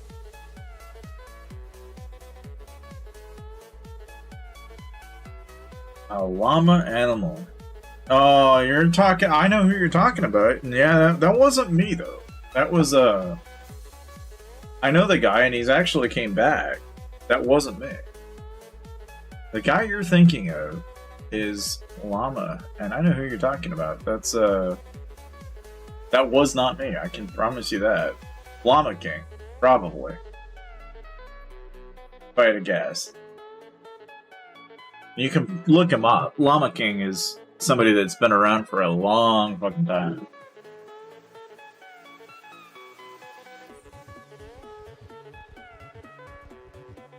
That's the thing, you know, it's like I've been around for longer than 3 years. I've been here for 6 or 7 years. And the thing is I've been around for so goddamn long now that I can tell you just about everybody that's ever come to the Lloyd's Mobile community in some fashion. Because I've just been around. And there's been a lot of trap accounts and shit like that showed up in 2019. In 2018, you had a lot of accounts in CAE, and Abatrex, and Lady Callista, Mr. BP, Branded Free to Play. You know, there was a spree of that. Before that, there was Stridox, VNNZC3, King HTV in 2017. And even like in the earlier days of 2016, like back when Lloyd's Mobile had really just kind of started getting popular at that point in time, and they actually had a channel and everything that was kind of like starting to build up. I mean, even back then, there wasn't like a whole lot out there. I mean, there was a couple of channels, but not very many on the subject, and almost nilch in terms of what we have now in comparison to what we had then. I will say that, at least on the forefront of it, a lot of people take it for granted, but there was a point in time when people didn't know shit about this game. And not only did they not know shit, but the few that did refused to tell others how to do it. And they capitalized on the content and shit like that. Yeah. I mean, I made a lot of tutorials back 3 years ago, between 2018 and 2019. And I was a streamer on Wii Gamers for quite a bit of time there in between, but I made a bunch of tutorials and shit like that probably helped a lot of people. And I still try to make content. Like, even now, I was debating, and I've been telling people this, but I've been debating on making a video regarding how to make a rally trap, or how to make a solo trap, how to make a gryphon trap, how to make a rain trap, how to make a wall trap, how to make, you know, millions of different fucking combinations of things that are out there that I've been there, done that, you know, it's just...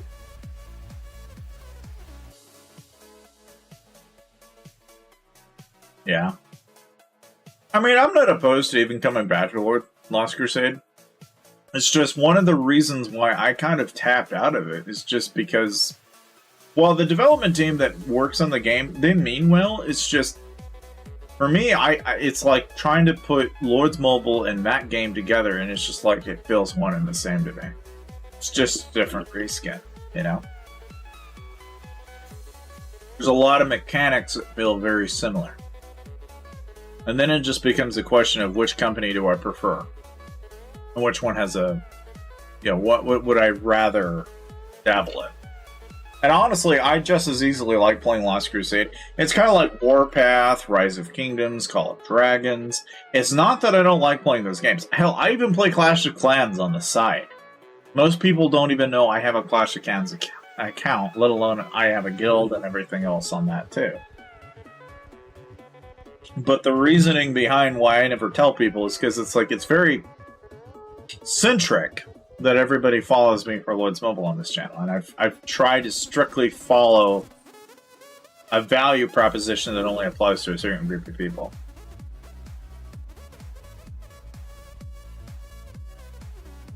It's like finding a partner in life. Well, you know, I mean, I guess I say that in the sense that it's like the mechanics and the game, the different rules that are applied in both games, right?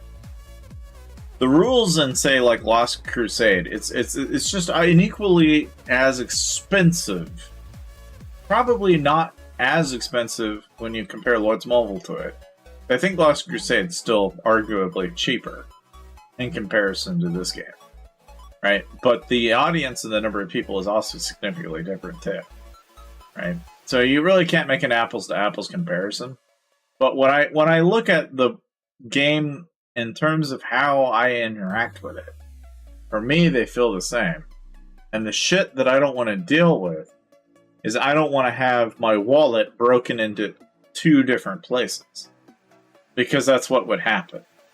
Is I would be torn into, well, I want to buy this on this game and buy this on another game. And I can't afford doing that. I just can't. Not willing to do it. And even now, You know, as much as I've put into Lords, I've even considered just like stripping myself completely from it. Because it's, you know, for me, admittedly, I have an addictive personality. So for me, these games are toxic as fuck.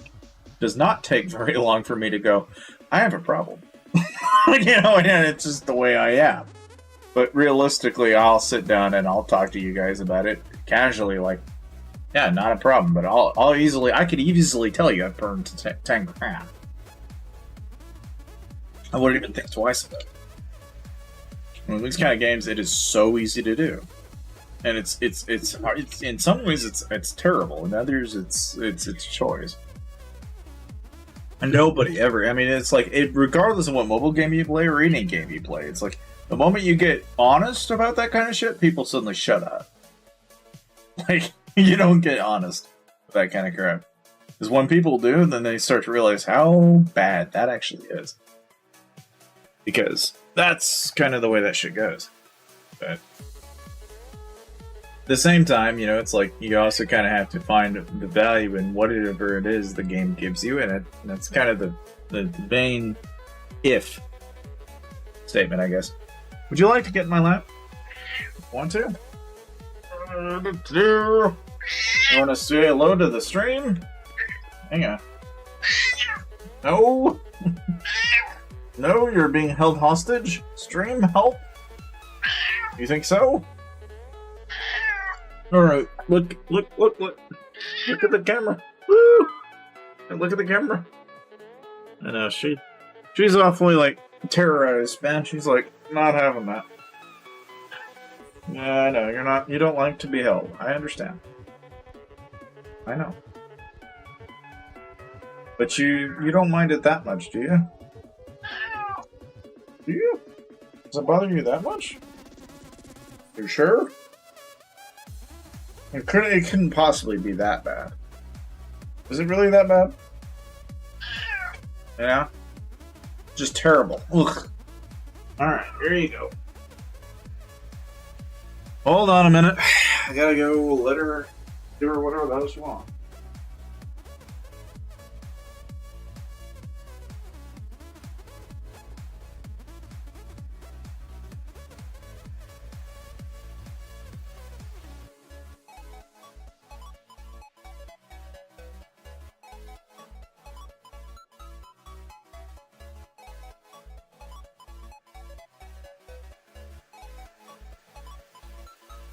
I don't know, man.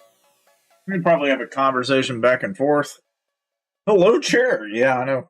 I know. I'm having to go back and forth. I'm sorry, guys, but my cat is, like, independently deciding when and where.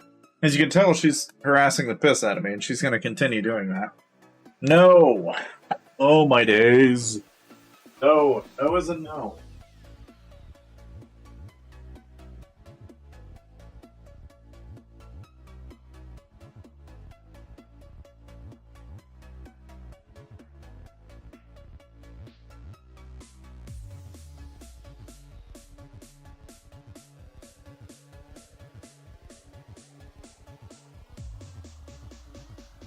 Alright.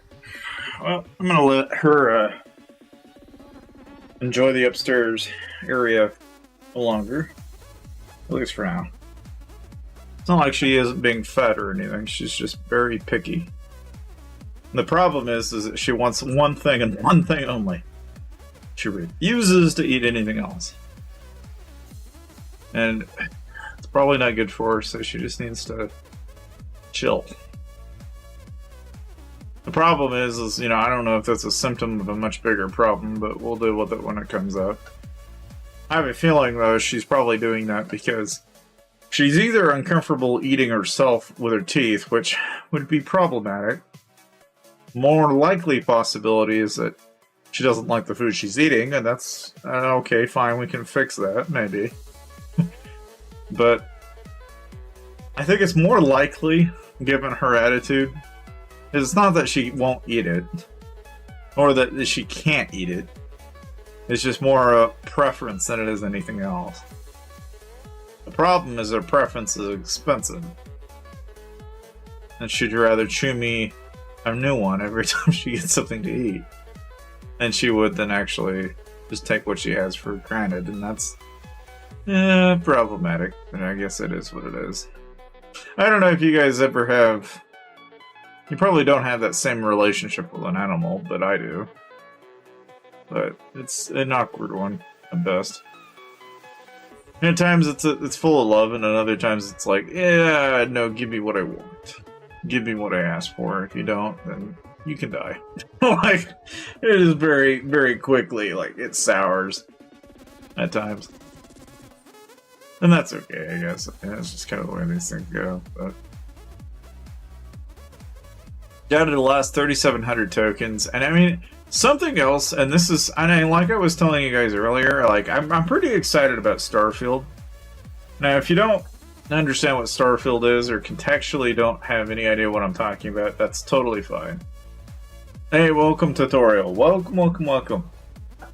We're just doing goddamn Tycoon right now, so they're not food problematic for you. See, that's the thing. I don't know what happened, because at one point my cat was not food problematic, but as the older she gets, the more that becomes a problem. And I'm starting to think that it might be a health-related issue, you know? It's one of those things that it's gotten to this point, and it's not something that I don't know if it's just if it's a habit I've reinforced, or if there's a genuine, you know, she's trying to tell me something and I'm ignoring it. You know, it's like, I hate to feel that way, but at the same time, I can't help but feel that way. And it's like a certain amount of anxiety and paranoia that I have around that now, that it's like, it's starting to get to the point where I may give her to the vet. The problem I have with the vet is I'll take her to the vet, and then the vet will turn around and be like, well, she's got, you know, this and this and this, and I need to take out this, this, and this.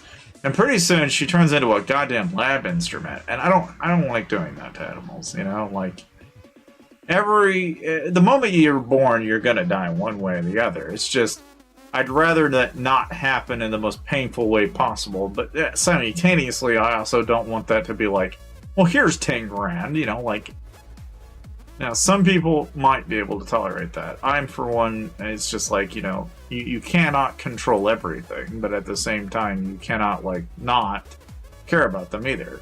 There's a very fine balance there. But right now, she seems to be doing fine. How long do you keep tokens? A long fucking time. You know, if anything, I'll buy the rotation every time the pack comes out until I hit a certain amount. So in this case, you know, it took a while. But, you know, it's just kind of the way that goes. Yes, I am. Heard of people seeking thousands for an extra 6 months on a bit. Yeah. And it's definitely a thing, you know. It's like, and I understand it because, you know, for some people, their animal, their cat, their dog, whatever it may be, like, you treat them like people. You know, it's like losing your relative for some people. It's hard to just let go something that you've taken care of and known for day in, day out, every single day.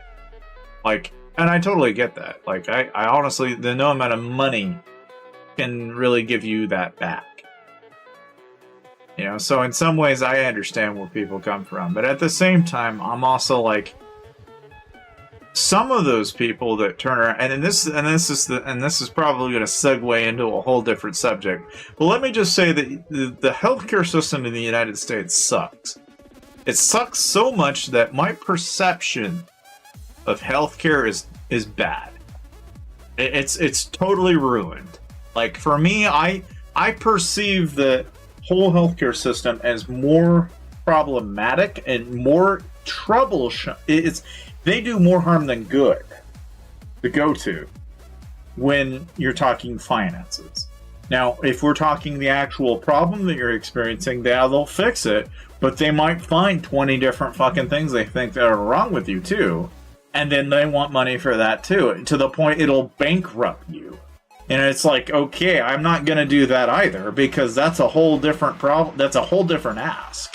You know, and the problem is that you'll get in that situation and then you can't get out and you're hopelessly doomed to it. It's a different form of anxiety and fear I have, but it's one that's legitimized by the number of people that have had that happen to them. And it's so common in the United States.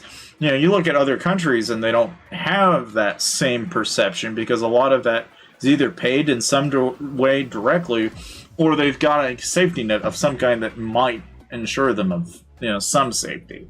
But in the United States, it's like, I don't know, if you don't have financial security of any kind, it is a bad thing for you. There's a reason why people go on months, if not large periods of time, not seeking any kind of medical attention for that, because it literally bankrupts people to the point where it's like you avoid it. And that's on a real note. Like my whole perception is even more screwed up when I watch, like, there's actually a show on Netflix called Painkiller. And that whole show is about OxyContin and the whole fucking shit show that happened regarding that drug, which was prescribed to people for pain. And people got addicted to that drug, and it fucked people's lives up. And the weird and sad fucking reality of it is the federal government allowed it to happen, in part because certain people in positions of power were paid off to basically make it possible. It's so fucking screwed up. But yet it's, you know, it's one of those things that, like, when you watch that show, it once again legitimizes my perception of that entire industry. Not that there aren't good people in it. It's just that, but innately I can't trust it that easily. My trust of it is very weary of it all the time. But like I said, I have a very negative view of that. And it's really because of the people I know and the people in my family that I've known that have gone through that. And in some ways I felt like they did more harm than good. Like I would have rather they had just gone out the way they did, with no aid or help of any kind. Because the damage that it did afterwards was more damaging than the alternative. And in some ways, it's kind of like, it's weird to think that is a thing, but it is absolutely a thing in this country, I feel like. But it's different in different countries, obviously. Like, that's one thing about, like, I used to have friends over in Canada. They used to tell me about healthcare, and it was like, oh yeah, we never paid anything. But at the same time, it's like, if you had a problem, it might be months, might be years. And it's like, oh, okay, well that's a whole different view on the problem too. Like, oh yeah, I won't, it'll get fixed. It just might take years. It's not instantaneous, and it's like, if you need it within a year, well, you might be screwed. It's a whole different way of looking at it. And that's, I think, perception-wise, is why I think a lot of people just, I don't know. I was having conversations with one of my friends that I've known since childhood, even. And certain workplace occupations and stuff like that, you just think about, like, what other people deal with on a regular basis for money. And it's absolutely fucking mind-boggling what people are willing to do. Like, we know a lot of people that, like my friend, he works in kind of the housing area of development. So, he knows a lot of roofers that'll work from like 7 p.m. till 5 in the morning every single day. Other people, they'll wake up at 7 in the morning and they don't leave until 9 p.m. For me, I know accountants that'll wake up at like 5 in the morning and they don't leave until 5 p.m. And there are business people that I know that I don't think they ever sleep. And they're there all the time. Every waking minute. It is a constant for them. It's not even a question of, like, what hour of the day am I doing something. They're constantly doing something. Every single day. There's no such thing as a break in their world. It's just their life. Everything within that context has a sacrifice of some kind. Hey, what's up, Rajib? Welcome. I don't know. I bring up these topics, and they're things that are probably, for some people they might hit more closer to home, but they're things that, like, They come up in my world pretty frequently here lately, and it's just one of those things where I'm just, time and time again, I am just completely blown apart by it. You know, it's like, it's hard to rationalize around. But, I don't know, it's hard to think about, too. There's too many people's lives are lost and gained and everything in particular. Kind of messes everything up. A fun fact, one of the things that, is, at least in particular with Lord's Multiple in particular, right? And I'm saying particular one too many times. Oh dear. But the main thing is so we're at almost 6 million gems. We're probably not quite at a gold cup yet, but I think we might get the gold cup. I think it's possible we may actually get a gold cup. I know for a fact we're not getting that mythic cup, though. We've already got one, but I doubt we're getting two. Like, I'm pressing F to doubt. If we actually get another mythic cup, I'll actually be... I'll be confused. If that actually ends up happening. I doubt it. I really do. But, I mean, if it happens, happens. Great. If it doesn't, no biggie. We'll also have to open up the chests and shit. Maybe we'll get lucky and we'll get some golds out of that, maybe, but... I doubt we'll get enough for it to actually happen. I'm sure I'd have to dump another 10,000 tokens before I'd ever see another mythic cup, but... Yeah, to each their own, I guess.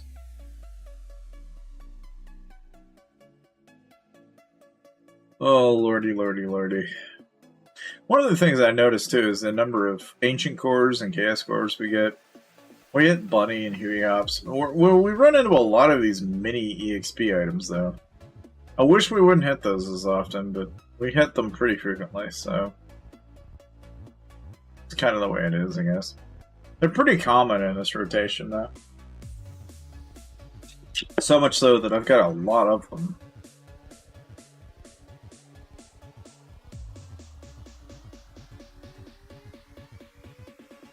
But another thing I was I was talking about earlier, and I was going to say something about it, but it was basically so Starfield in particular. Which, if you don't know what Starfield is, it's basically a space RPG that is going to more than likely be single player, but it's by the same people that made Fallout and Skyrim. And again, this is a game that is on PC, but you can get it on Xbox or PS5, right? And conceptually, the idea behind this game is that you can basically be your own character, and this is, you know, a space RPG, so you're basically able to do everything from make your own spaceship, fly your own spaceship, rob other players, or not really players, but like other individuals and characters in the game. You can do drug smuggling, you can make your own base, you can... I mean, effectively, it's Fallout in space, is how I understand it. I, for one, enjoyed the Fallout series when I was a kid. I played the living shit out of Skyrim, Fallout 3, and Fallout 4, and the 76, which wasn't as good, but it was okay. I mean, the whole franchise, in a sense, I felt like it was pretty good. Now, there are a couple of games that they kind of dabbled with. It wasn't made by the same studio, but it was Obsidian Entertainment. One of those games is The Outer Worlds. That was a good game. I actually bought that and actually enjoyed it, The Outer Worlds, quite a bit. And this game feels kind of like Fallout's response to The Outer Worlds. It's their approach to the franchise as an idea and as a concept. I think in terms of what the game has to offer, though, I think it'll be really interesting. Because of just how many different planets and different places you can go to, and different things you can do. And considering that the events and everything is not linear, meaning you don't have to necessarily follow a certain path, you're open to explore and do your own thing. And then for that reason, I feel like I could just as easily start streaming that And it could be pretty goddamn interesting among us all. You know, we can kind of pick a direction and go. The challenge is obviously, okay, if I start doing Starfield, for example, obviously everybody here is wanting to watch Lord's Mobile. So, chances are if I do that, I'll probably end up doing it either on a separate channel, or maybe I'll do it on Twitch. And more likely I do it on Twitch, or stream it that way, because, at least for me, I can conceivably see myself doing that. The problem is the viewership is probably like next to none. There's probably nobody that's going to bother watching me play a game like Starfield, when they could play it themselves. In all fairness, I'm pretty boring. I can totally understand that. I mean, I'm the type of fella here that I could sit here straight drinking tequila, and we're watching Tycoon, and we're just kind of having a good time, you know? But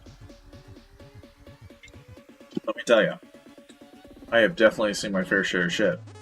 One of the few people that can definitely do a 20-hour stream, though, and I can say it with a straight face. This shit can take a while, but I've got a lot to talk about, you know? There's always something to talk about. Like relationships and shit like that. Fun subject. Never an end in sight.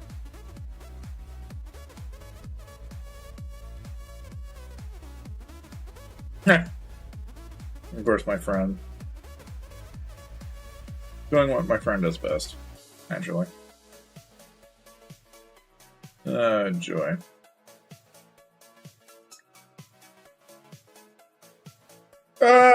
You know, actually, we won like 100K not that long ago. I don't think we've won a mil yet, but we definitely got 6 mil. So kinda. Sorta. If I hit stop here, you can look, but I'm pretty sure we're at 6 mil. Yeah, we're at 6.12 mil. We had 5 mil earlier. We're at 6 mil. So kinda. I mean, we're like gradually getting there. We're not doing too bad though. I'm drinking tequila. We're having a good time. So. Kind of one of those things. The downside to that though is that while I have hit like 100K or so once in a while, I have not hit another mil or 2 mil on the jackpot yet. We have not had that luxury yet. We're also trying to go for a gold cup if we can. I don't think we'll get a mythic cup. I could be wrong, but our second cup might just be a gold cup. I don't know if it will actually make it all the way to a mythic. I could be wrong, but I'm thinking that we're more likely to hit a gold than we are an actual mythic. Yeah. That was pretty fucking exciting, don't get me wrong. Like, we got a mil plus. That was awesome. That was pretty goddamn cool. But I think it's entirely possible we could also hit another mil. Potentially. So, I'm all for it. Stream your luck and all. IGG just needs to give us, you know, that mil that we're waiting for, you know? Pop another million gems. Bring us closer to that double-digit millions. I'm all for it, you know? That'd be something fucking else if we pop 23,000 tokens and we're double-digit millions after. That would be fucking nuts. I don't think it'll happen, but we'll see. Yeah. I mean, like I said, I'm pretty sure I have not hit another mil yet. I've checked this, you know, the mail yet. I mean, I've gotten 100K, but I haven't hit a mil. As far as I know. But that tip you gave me is a pretty good tip. Like, I actually did not have a clue that that was a thing until you mentioned it, and then I'm like, oh, okay. Like, if I hit a mil, I can just go to my mail, and I'll know. It'll tell me if I hit the jackpot or not. But, you know, at the same time, it's like, oh, I just want my halos. That's all I want. I just need the halos. That's all I need. Just give me my gold halos. Give me the gold halos.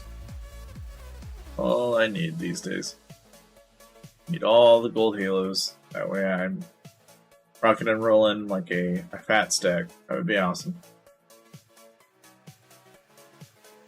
Yeah, I mean, it's a good thing you mentioned it. Now, one thing we're also going to look into, and I'm going to go all the way into midnight for this stream. So this stream's not going to end for quite a while. We're actually going to see if we can dabble into the Dragon Skin Labyrinth event. And see if we can maybe... I doubt we'll get Dragon Slayer as a portrait or a skin for that matter, but we'll dabble in it and see what that's all about. And get an idea of what we're up against here anyway. I doubt I'd have enough I mean, I could potentially try it, I guess, but it's one of those things that I don't even know if it's worth it, depending on what you get out of that leader skin. Right now, if it's just a %, it's like, I don't really know if I care. I will, however, pay attention if that map skill that they have for that leader skin is stackable. I will pay attention if that's the case. Because if that is stackable, that's 250% travel speed. If everybody popped that at once and it's 5x5 radius, that would be an absolutely broken mechanic. If a person can do that, that would absolutely create all sorts of madhouse types. It would produce some pretty interesting rallies. Both in my guild, but, just even for myself, I could see some use for it. One of those things that I'd both be kind of upset and also kind of excited at the same time. Because it's like one of those things that I would know almost immediately would get abused. And not just for, like, the rally leads. I mean, there's so many different directions that I could use that for. There's so many different things I can do it with. There's a lot of different ways to play that game, I guess. But yeah, I don't know. And I know Starfield's coming up. That's not going to be until September 1st. But looking forward to that. And then you got the guy that's fucking drunk. That's his name. Freaking tequila. I'm probably more drunk than he is. Even still, right? Here we are doing Tycoon. We're still doing, the remainder of our 23,000 tokens. Which honestly, I don't think anybody's ever attempted on stream anyway, but here we are. Naturally, I would say if anybody ever actually does decide to rationally do this again, I don't recommend you do this. I really don't. Like... This is so much. It's absolutely mind-bogglingly. Takes forever. Like if it's a whole different spin on like the concept of something just taking forever. This literally takes forever. Even at a ×3, it takes forever. I can't imagine the people that did ×1. That is like watching paint dry. Maybe even worse than watching paint dry. That's probably like watching the whole universe collapse. Or the death of an empire for over 2,000 years. That is literally the closest comparison I could think of. But, all the same. One of the perks of doing this, I think, is gems, of all things. What's your thought on the autofill darkness? My guild is mixed on it. Most hate it. They are filling when offline. So the thing is, I like it in the fact that, before I didn't fill rallies at all for Darkness. It's hardly ever. So now I can pop an 8-hour and not give a shit. Pop an 8-hour. And as long as the people that are leading are competent, I've got essences. And it's like, okay, fine. I have some wounds. Whoop-de-doo.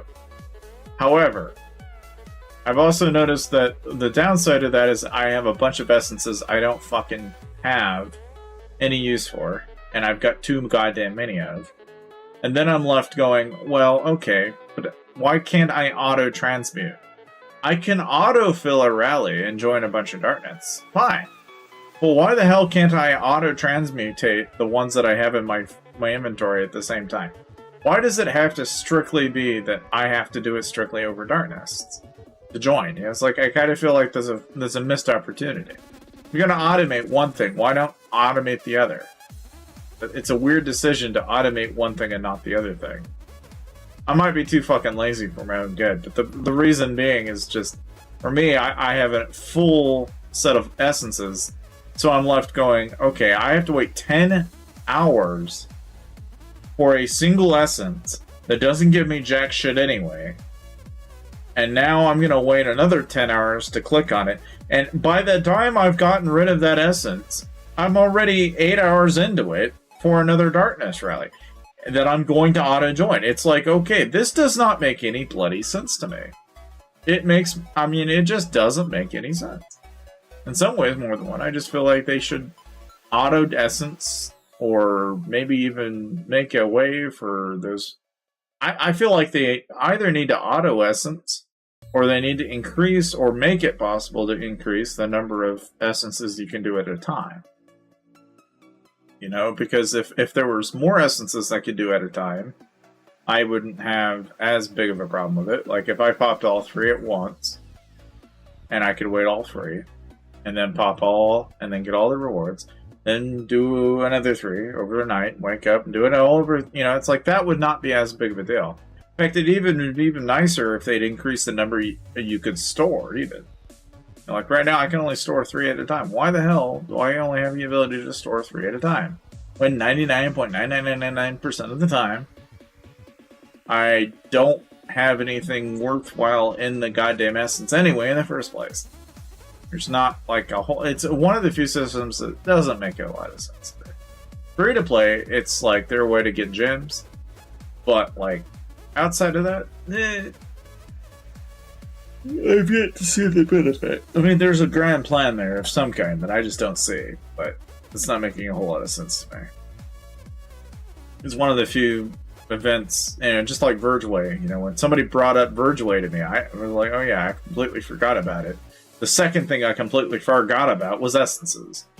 Those are the only 2 mechanics in the entire game that I completely ignore most of the time. In part because of how annoying they are. This is true. I mean, at least now you can set a limit on what type of essences you want, as opposed to having to deal with, you know, joining auto darkness to getting a bunch of garbage. I mean, that's, yeah, okay, cool, but I think one of the things that, and it's a valid complaint that a lot of people have had about auto darkness, is you can't tell who's online and offline now. Because you just look at a guy and you go, oh shit, he joined a rally. And you're like, well, shit, he's online? I don't know. Now it's a guess. You know, the auto darkness has taken away the ability for people to assume whether they're online or not. Admittedly, that is a problem. That is something that, once again, IGG has shown that, you know, well, we knew what was going to happen, but we didn't really think about the psychological aspect of the game that they have now fucking ruined. Where now people are very obviously going to be a little sketched out if people suddenly start joining darknests.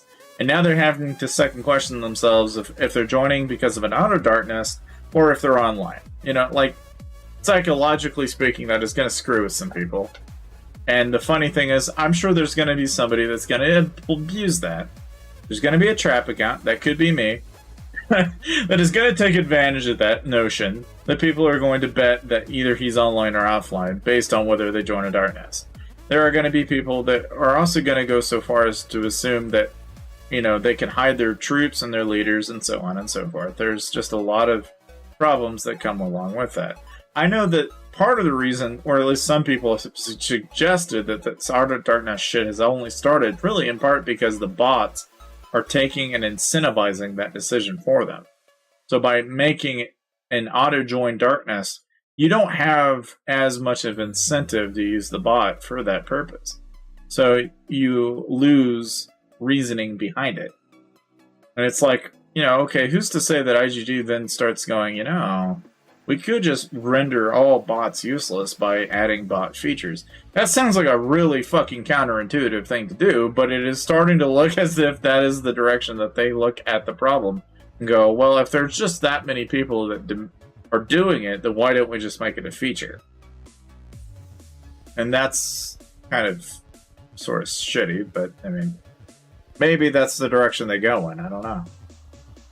But it is kind of looking that way, and that's the conversation I've seen some people have over this subject, and I'm currently my position on it right now is it's not a bad feature, right?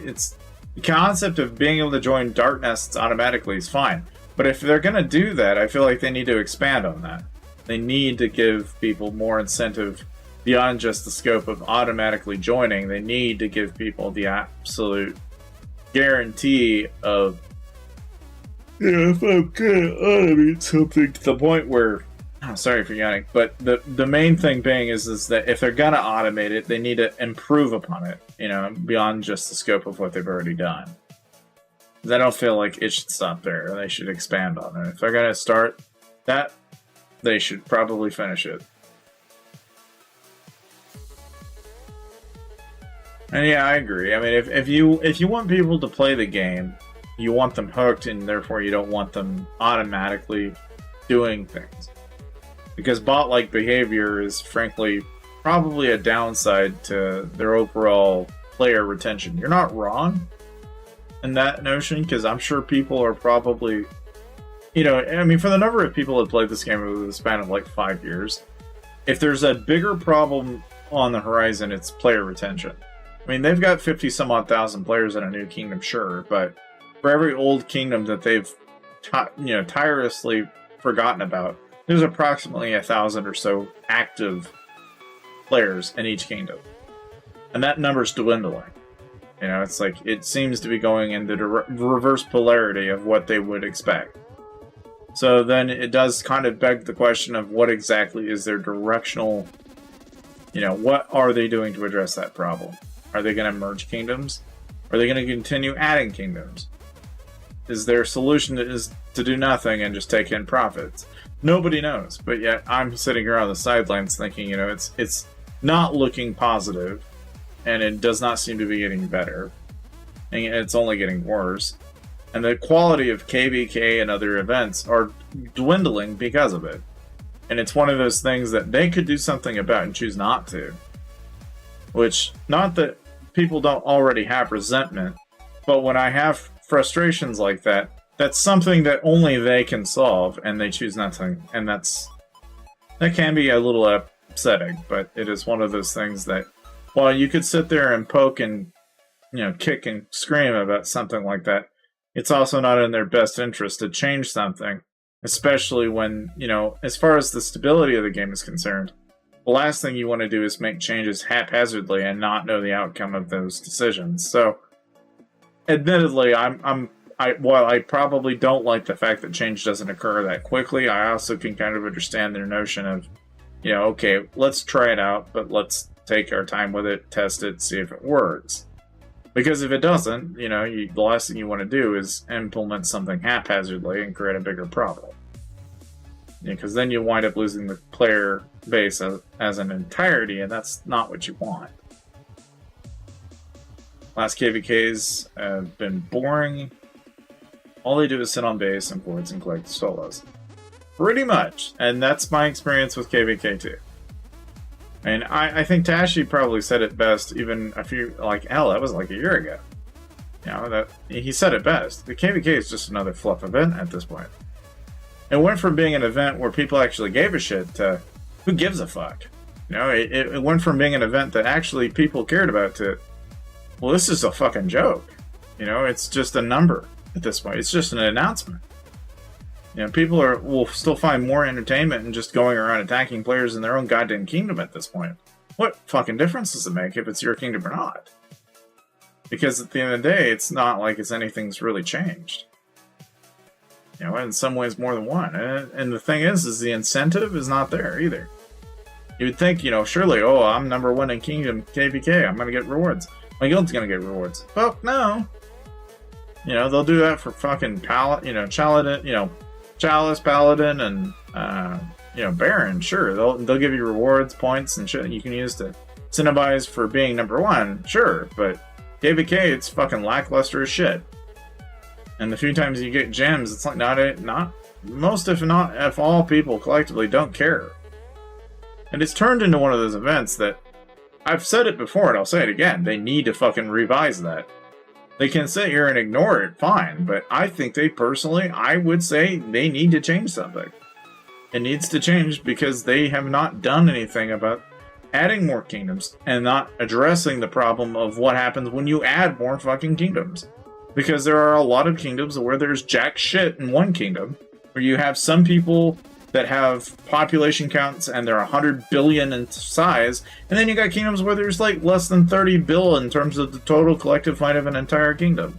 You know, it's like, now you're matching these guys up. It's fucking stupid. Like, at least match them up based on Dragon Arena fucking, you know, at least. Because at least it'll make it interesting.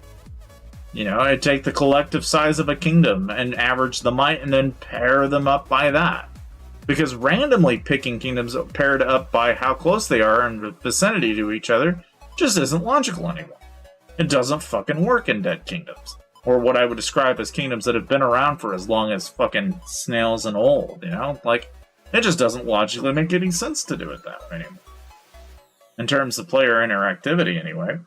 Now, that isn't to say that, you know, I say that, right? And then what does that end up doing? That incentivizes people to join 1, 2, 3, maybe 4 or 5 kingdoms. And the incentivized reason behind, you know, say being in that kingdom and this kingdom is not there anymore. So it's like, it's a bigger problem, right? I say that, but I also understand why they probably wouldn't implement that, because it's like one of those things where it's like you got to really think long and hard on how the hell do you solve that problem. It's just from the player's perspective, or at least from where I'm standing, it doesn't look good. It doesn't look like it's improving, and it's getting worse. It's in, you know, the entertainment that originally I would get from the game 2 or 3 years ago is not there anymore. And it's only because they continuously increase the bandwidth, you know, or rather the number of kingdoms. If they would not do that, it would probably be fine. But because they continue to do that, it makes it a problem. It forces people to have to migrate kingdoms and shit. You know, McLaren, I'll be honest, I'm one of the few people that, and Crimder probably hates me for it, one of the few people that I don't like doing guild fests at all. So I do bare minimum on guild fest most of the time. In part because the rewards are dog shit. And let's say I even get my guild to the top end, it doesn't last. Yeah, there's so much expense associated to it that it's just like, what the fuck is the point? It doesn't help them any more than it helps me. It makes me fucking hate the game more than anything else. I don't know. I think the few people that do are masochists. They enjoy torturing others. It's not enjoyable. Yeah, this is another event that they need to adjust. And if they can incentivize people to play Guildfest, all the power to them. But the way they currently got it set up, not working for me.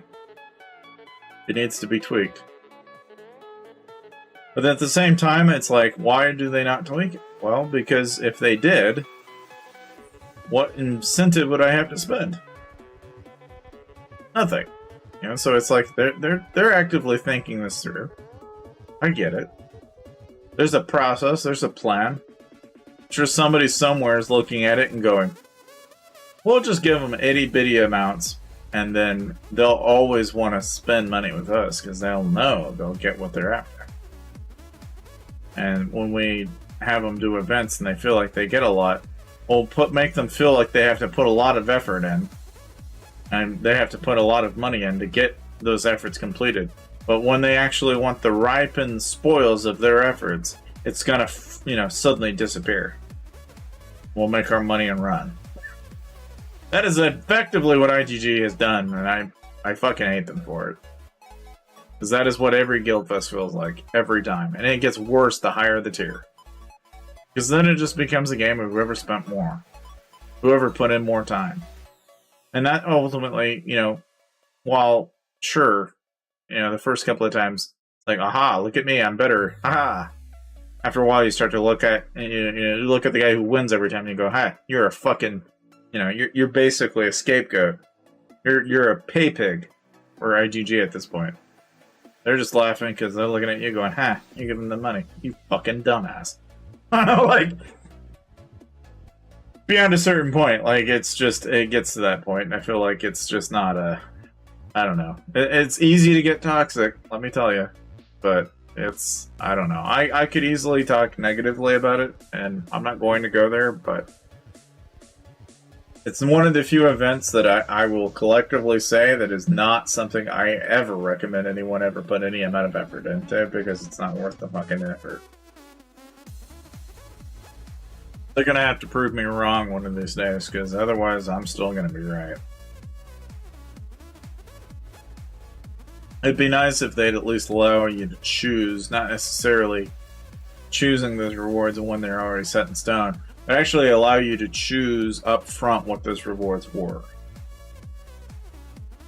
I mean, if we're gonna get serious here, if he would have told me that, hey, listen, we'll let you choose an X amount of chests for many different items in the game, and just let you choose, and your guild meets this certain criteria, then you're awarded this many gems that you can use from the gem shop, and you can buy a gem shop equivalent of whatever those items were.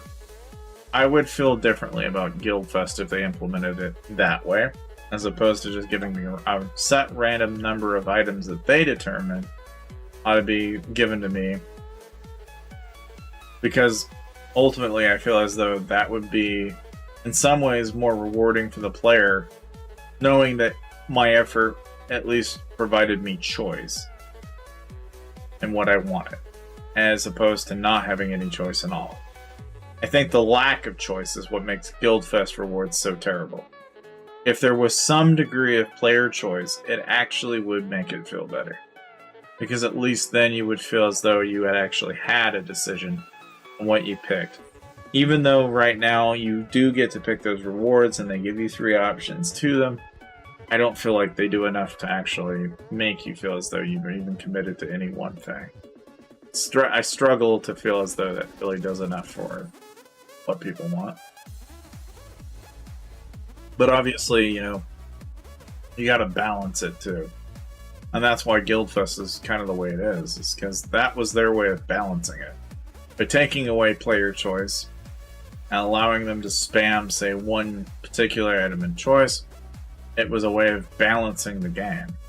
So I get it, but it's just one of those things that you both love and hate it for the way it exists, and that's just kind of the way it goes. And now, mind you, we've been at this for only like a couple of hours. We only started around 8, so we've only really been at this for 2 hours. We're almost down to 3,000 tokens. We're at 6 million gems. We're not quite at a gold cup, but we're probably not far from it. And now we're just waiting to get, you know, another 1 million plus gems out of the labyrinth and the Tycoon. And all the fun benefits of being in the castrated game that is Lord's Mobile. I say castrated because in some ways this game used to be a lot more heavy focused. You know, that's the thing. I actually don't have 3 mythics. I only have 1 mythic officially now. And I'm on my way to a gold cup, so it's either I get a gold cup and or a mythic cup right now. So I'll either have 2 mythic cups or 1 mythic cup and a gold cup. I'm thinking it's more likely that I'm just going to have another mythic and a gold than I am to have a pair of mythic gold, you know, pair of mythic cups. The likelihood that I actually get 2 mythic cups would be wild, but I don't think that's going to happen. I would love the game to prove me wrong. It's not looking as though that is going to happen. But maybe I'm wrong. I could be horribly wrong. And if that's the case, I am totally fine with that. I'd rather be wrong than right. I would be much happier with 2 mythic cups than I would be with 1 gold and 1 mythic. Yeah. I mean, the process of this too is it's been a journey. You know, this has been a full event in and of itself, and I've never done anything like this. But having done it now, I definitely recommend people do the same, because this has definitely given me a shitload of gems. give me a shitload of just about everything, really. Bon Appetit packs, Huey Hop. Like, I've gotten more than I ever thought possible. If anything, this has opened my mind to the idea that I should have been doing this a while ago. As opposed to buying packs for gear and shit, just buy Tycoon. Because the Tycoons will give you so much in terms of everything. The rewards outweigh the gain from getting chests. There's actually more benefit in the Tycoon than there is any other event. Outside of probably Labyrinth. But even then, I don't know. I mean, now that we've got these new exclusivity-based Labyrinths, I may be turning around and saying, well, it might be the newer Labyrinth, you know? But it just varies on what we get. It's like right there, we got a pair of uncommons. That was so fucking lucky on an auto start, but yeah, we got it. The game knows what I want. It knows. It knows! It knows! Absolutely, 100% knows what I want. Well, kind of, anyway. But at least it knows what I want. I mean, it sort of. Oh, yeah. The coupon is a huge plus. Because that's just double of whatever you get. Obviously, if you buy 500, that'll give you 1,000, you know? Like, it's obviously a huge plus. But I don't know. I mean, I could also say the same for, like, if you get Way of the Champion during a coupon sale. Because that'll give you 1,200, and that's just as valuable. If not more valuable, depending on what you're doing. It just depends on what you're after. There's 1,000 tokens versus 1,200 champ chests. Some people might be more interested in the champ chests. It just depends on what you're after, I guess. But if you're like doing Mythic Cup, I mean, shit. All you need to do is buy a $20 pack. Do that on a coupon sale every once in a blue moon. Do that 20 times and you're pretty much gold. You'll be able to do exactly what I'm doing. But that's probably months, you know? Fuck yeah, it is. It is absolutely a great deal. I mean, there's no doubting that. It's definitely in the money. It's just like I said, perspective is a big part of that, you know, and I think $20 is not a big ask. So a lot of people will jump into Tycoon for value, but I bring up Way of the Champion because, you know, it's like, or even like Rising Champion even, and people would look at that and go, you know, I could spend $600 on $50 and get, you know, 1,200 gem, you know, basically for $50 get 1,200 chests. But then you'll also have people that'll go, well, hey, I could buy a pack for $100, get 1,000 chests, and then multiply that by 2, get 2,000 chests. It's like the coupon's definitely a big plus. I'd be interested in what people decide to do whenever they get the coupon, though, because I'm sure there are just as many people that probably look at other packs with a coupon. But I would assume the Tycoon's got to be up there on the list of things that people pick up for coupon, just because of how much value is associated to it. And you really can't go wrong with, you know, it's like, once you get it, you're in the gold. Oh, lordy. Okay, I was gonna say, I was like, man, I'm like flying right by these uncommons. Do it again. Yeah, there we go. I like how it just kind of knows what I want, though. It's like, oh, he wants the uncommons. So it gets me all the uncommons and then leaves. It knows, it just knows, guys, it knows. IGG knows. Set it to the I know what he wants mode. He wants all the uncommons. He wants the chests. Give him the uncommons and the chests and the commons. Don't give him anything else. Give him what he wants.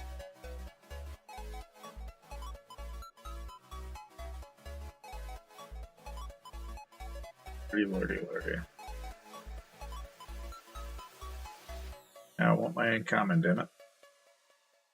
Yeah, but the uncommon, darn you. Come on. Hey, you want to. It'd be a big ass, though. I don't know if that'll be achieved or not.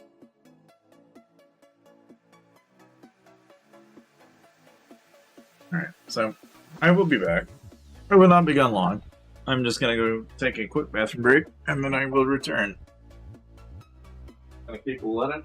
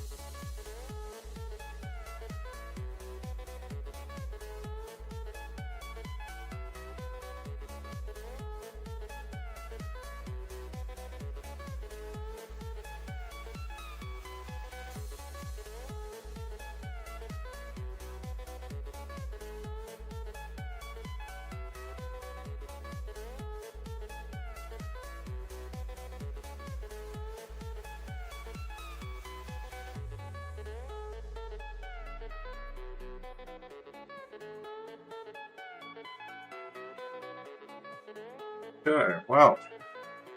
I am back! Oh, lordy, lordy, lordy.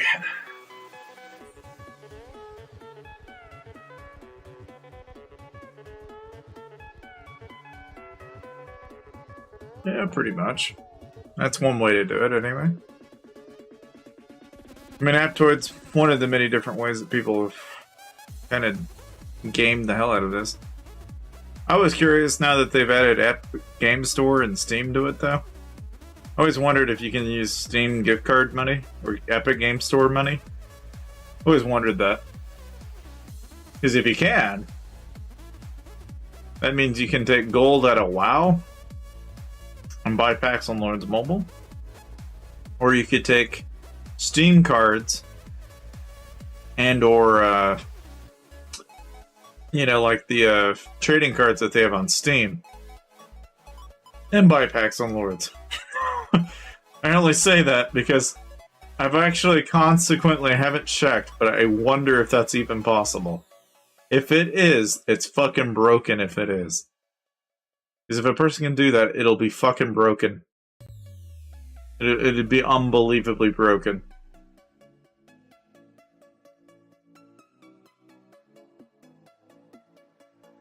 And then if that's the case, it's like, okay, now I know where these $10,000 heroes are coming from. Because of all places, because I can tell you as somebody that played World of Warcraft for like a short stint, I made like $600 in gold. Because I happen to know a way to, there's a way to get gold in World of Warcraft if you know what you're doing. And there's ways to then turn that gold and actually use it to pay for membership, but also pay for a lot of other things, like games and shit like that, within the Activision Blizzard Play Store. And one of the things that comes to mind in a conceptual world of facts and thoughts there is that the Epic Game Store also has their own idea of affiliates and stuff like that. And there conceivably is a way where that could conceivably become pretty expansive very quickly. I could see a person abusing the piss out of that. I don't know if it's possible, but if it is, it'd be like the equivalent of like EVE Online level fuckery. Now, yeah, I've known about Amazon for a number of years, and a lot of the people I know don't bother with Amazon. I mean, it's not that you can't, it's just that a lot of people have had nowhere near the same success that they've had with like Aptoid and others. Like, a lot of people either stick with one or the other, but you don't see as many people like jumping ship off of ones that they've already kind of used on a regular basis. I mean, if it doesn't, burn you, then typically the people will continue to use it. If they get burned on the other hand, then they'll move to whatever doesn't burn them naturally. As far as the second gold goes, I think we're eventually there. Oh, we're not quite there yet. Close, I think. We're 8 out of 13, so we're not there. We're not much farther away. We are approaching 6.2 million. But, yeah, I mean, I love Aptoid too. I use Aptoid still. I mean, I've used Aptoid for a number of years. It's one of the few platforms that I'm glad exists. Because outside of Aptoid, I don't trust Huawei enough to touch it with a 5-foot pole. Some people are like all over it. I'm like, sure, all the power to you. But I think the Europeans probably love it, but I don't. And it's only because, me personally, not to hold Huawei against anything, it's just that where I stand on that is that if the US government doesn't want anything to do with Huawei, then I don't either. Simply on the basis that, it's sketchy enough as it is with a lot of platforms out there. The last thing you want to do is open up a can of worms by getting into third-party app stores. I mean, granted, Aptoid is basically a third-party app store. And this goes, for really all of them across the board. Is when people question, like, how do you get banking malware and shit like that on your phone? It's from those third-party app stores. That's where that shit comes from. That's why it's like, if you're gonna get in that, you use it for one thing and one thing only, and don't you dare fucking start dabbling into other shit, because the moment you do, you're gonna get burned. And I say that with some confidence. And it's not to say that using Google or Apple's any safer. It's been shown to be, even sometimes arguably worse. That risk is really always there. So it's more of, if anything, that suggestion is not really to say that one app store or another is worse, but more that if you start picking things and not know where it's coming from, the likelihood you get burned is higher. Especially if you're looking for quick, easy, cheap, quick routes. Which oftentimes when people are looking for incentives that involve getting packs or things cheaper, it is not uncommon for you to run into those traps. It's just like when people go looking for torrents and downloading movies illegally. It's like, yeah, if you know what you're doing, it may not be that bad. But if you don't, it doesn't take long for you to wind up having a piece of malware on your computer. It doesn't take much at all. And so it's like, why invite that kind of hell into your life if you don't need it? Simply because you don't want to buy something. It's just stupid. But yet, it happens all the time. As somebody that has been on the other end of that, it is unbelievably embarrassing for somebody to hand you something that they knowingly fucked up on and then expect someone else to fix. It's just stupid. It's like, yes, I have trashed my computer, please fix. And it's like you look at what's on their computer and you're like horrified by the things that they have on there.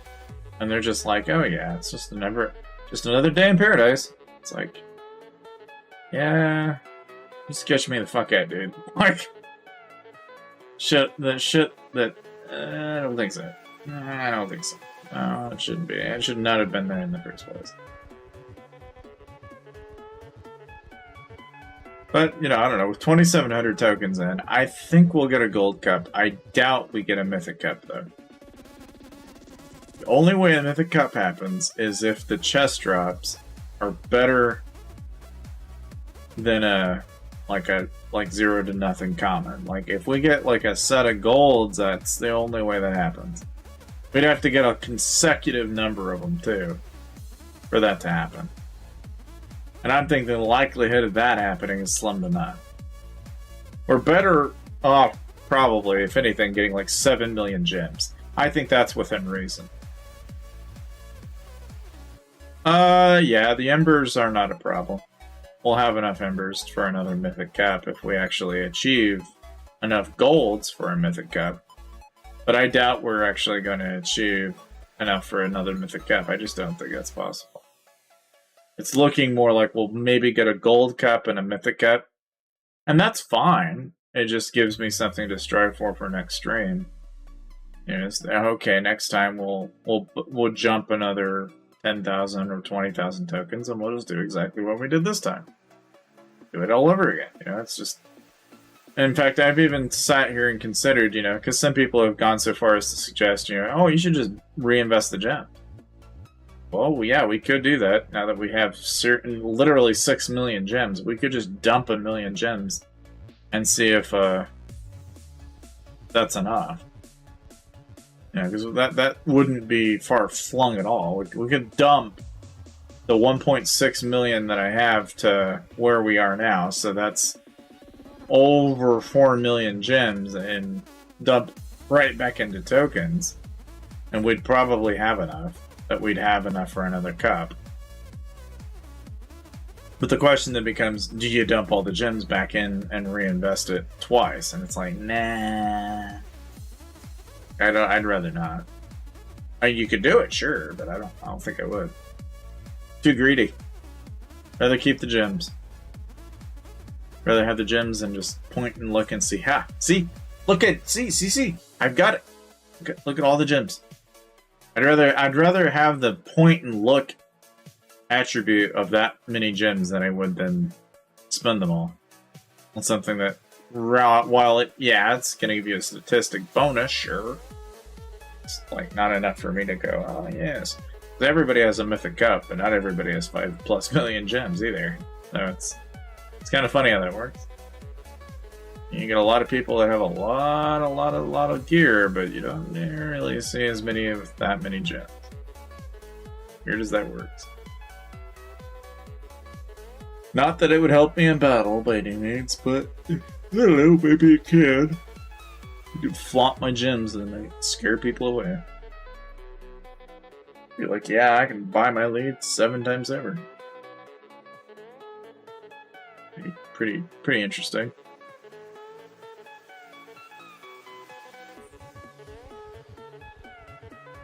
Even though we're doing this, it's just one of those things that, like, you know, we're at 2,700 or so tokens dropped, right? And I mean, the number of, you know, potential hits that we're going to have in order to actually get this thing to legendary is going to take a while. But I don't know, maybe we'll be halfway into a Mythic Cup. I don't know.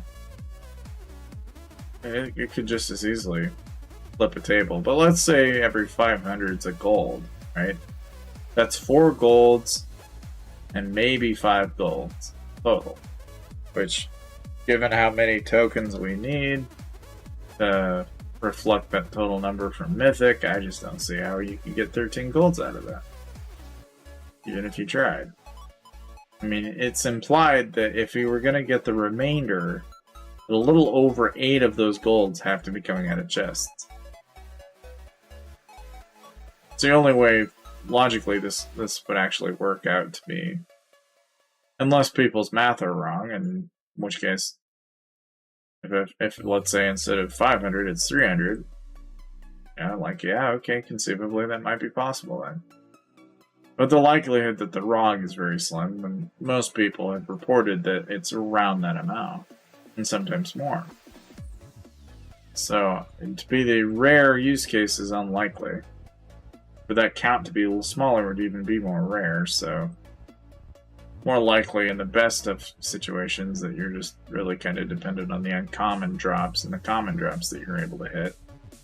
I don't know about you guys, but have any of you guys gone to Taco Bell recently?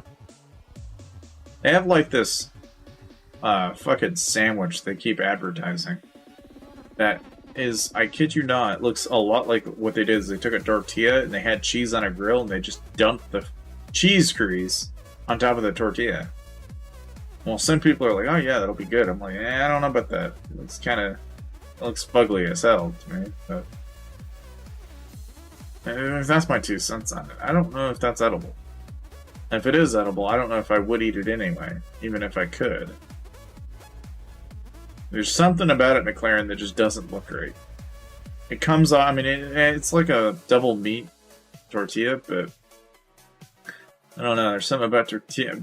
More specifically with Taco Bell, that there's a reason why people call it Taco Hell for never.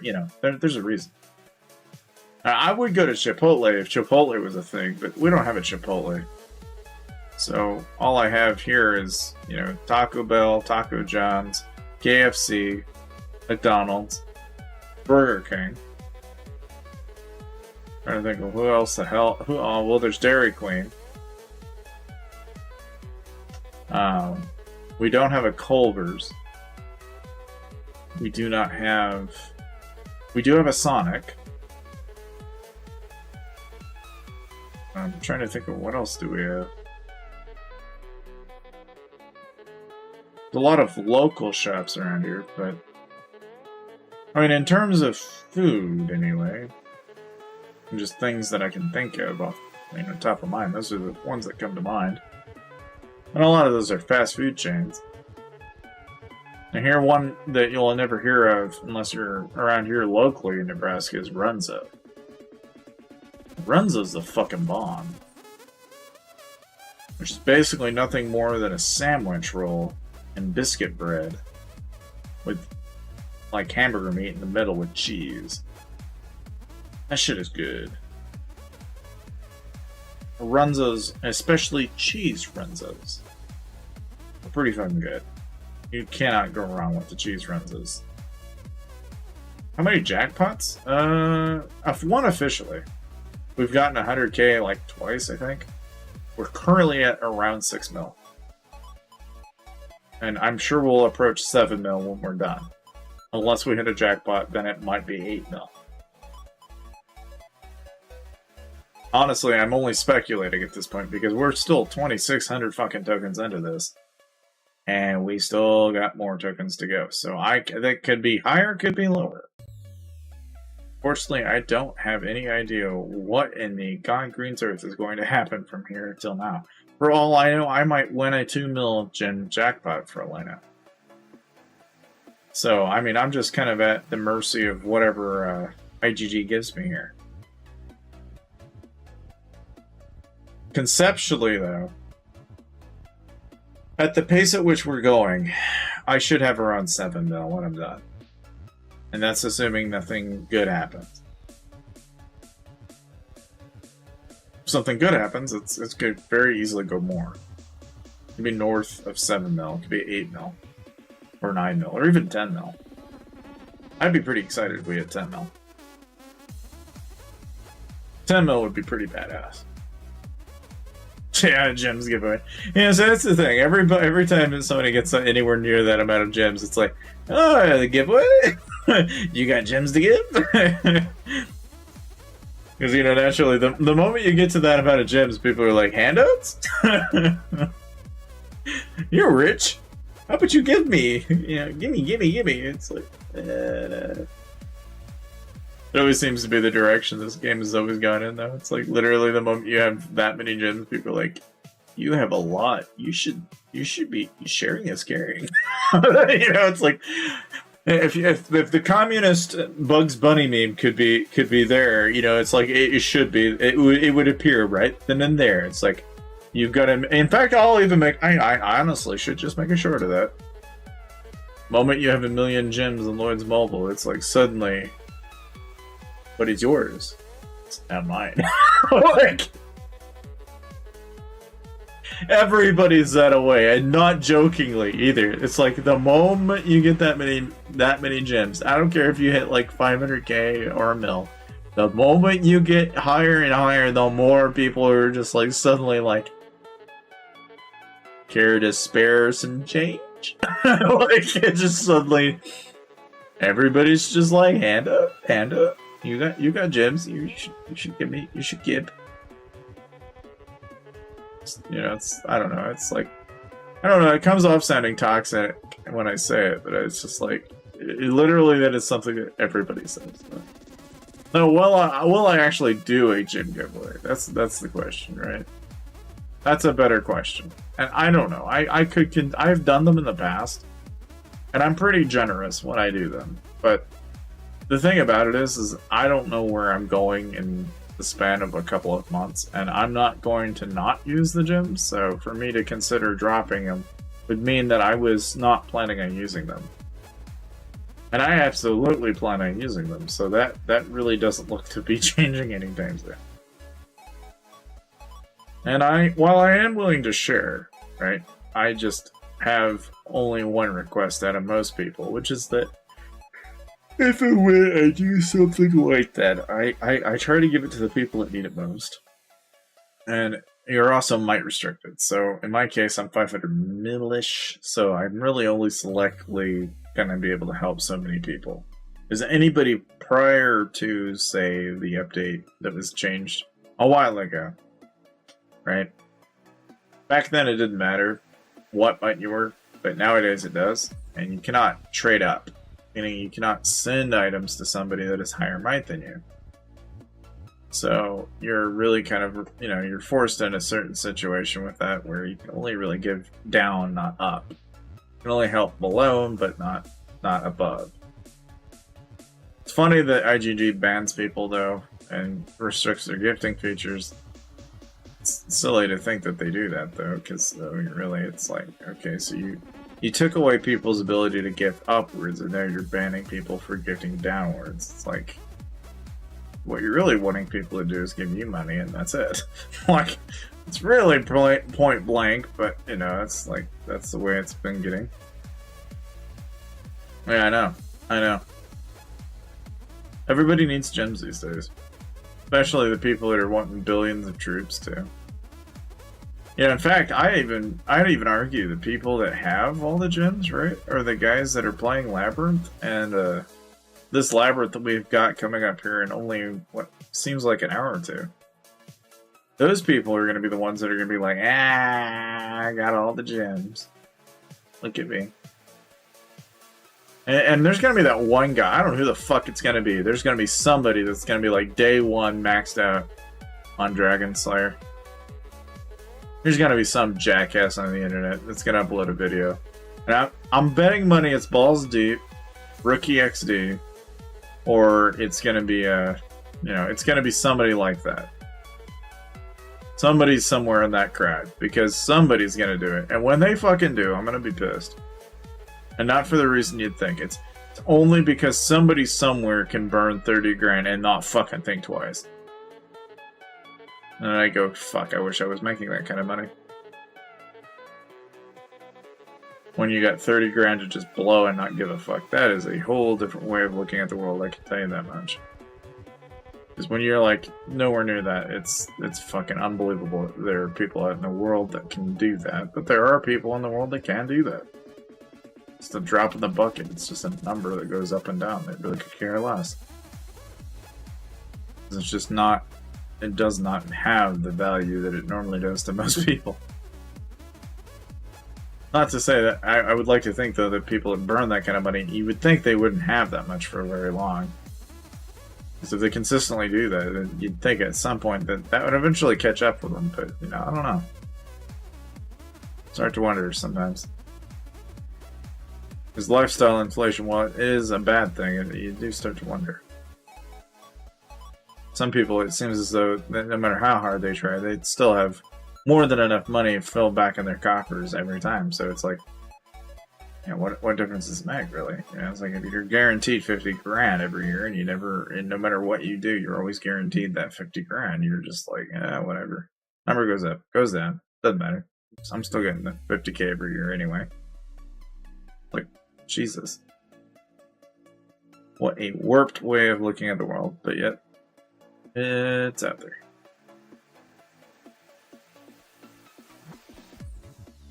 And here I got what sounds like fireworks. I don't know why, because it's August. There's no reason for anybody to be shooting fireworks at this time of the year. That's either somebody popping a gun off or somebody popping tires. Not sure which. Could be one or the other.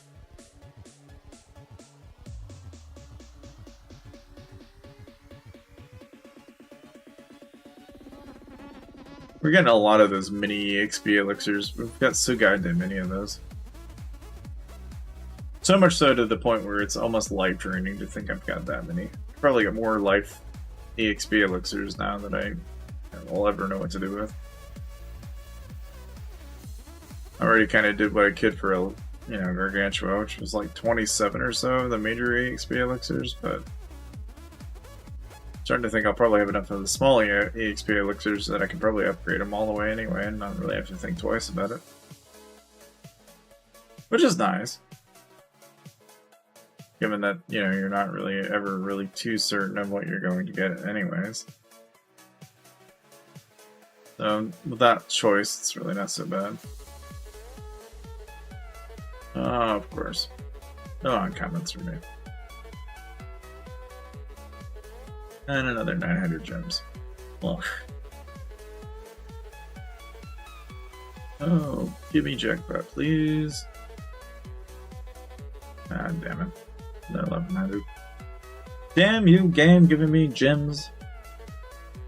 You give me more. Damn it, I got greed. Give me more. Gib. The uncommon. Give me the uncommon, damn it.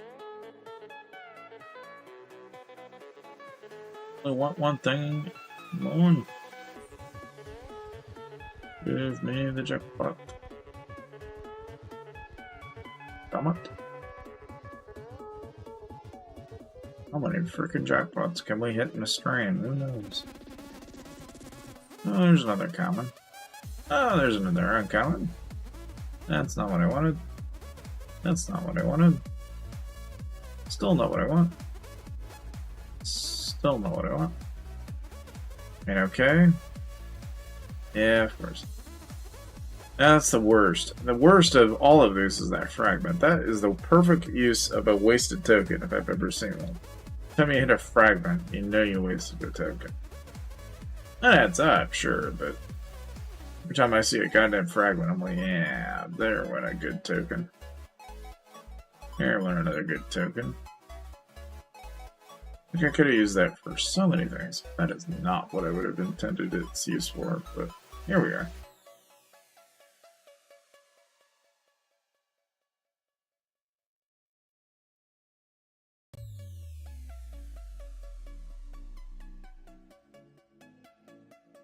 Right. 1100.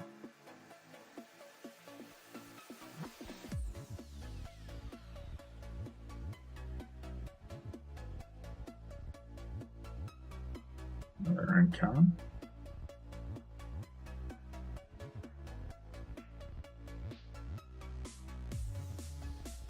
Common.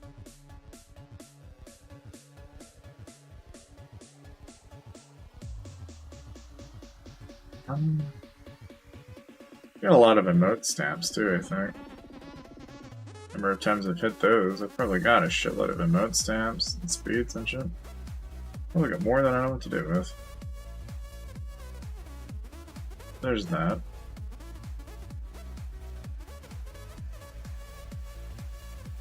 Looks like we got some stone, which is fine. Another green. 5 steps. Another green. There we go. No. Absolutely not. No. Okay. And Jim. There we go. And jackpot. And no jackpot.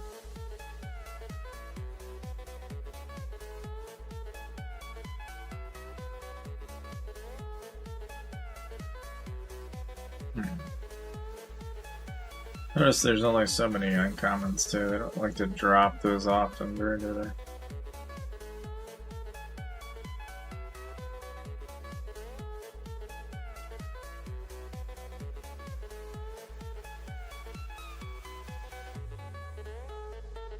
A couple are in there though.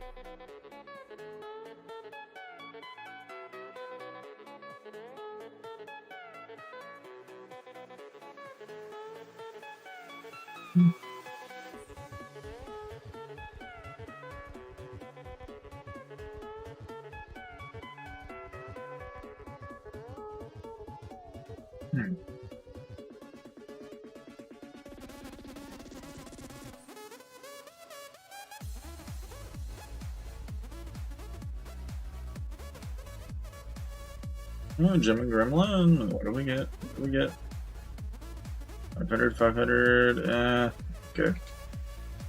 No jackpot, but at least it made me think I might get a jackpot. Gave me the idea, but not enough to actually settle on, of course. Oh, there we go.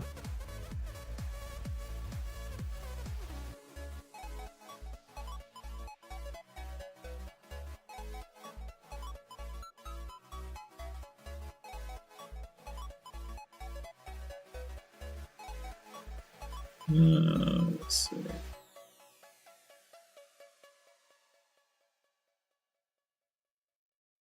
Oh, the uncommon, just barely.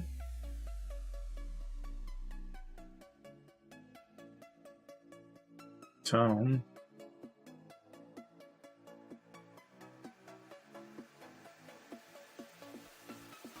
There's 1,500 there, that's not too bad.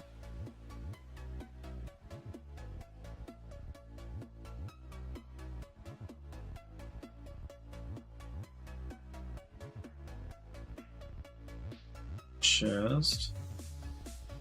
3 air. Resources. Give me another uncommon minute. There we go.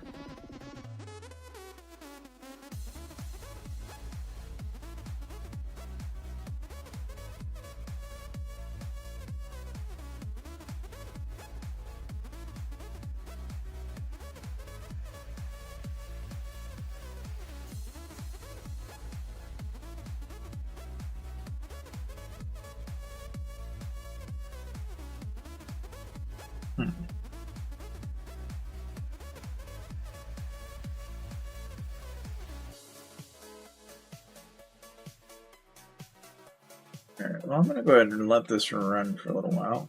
I'm gonna just take a quick minute to lay down for a second, so I'll be right back. I will be back in just a bit.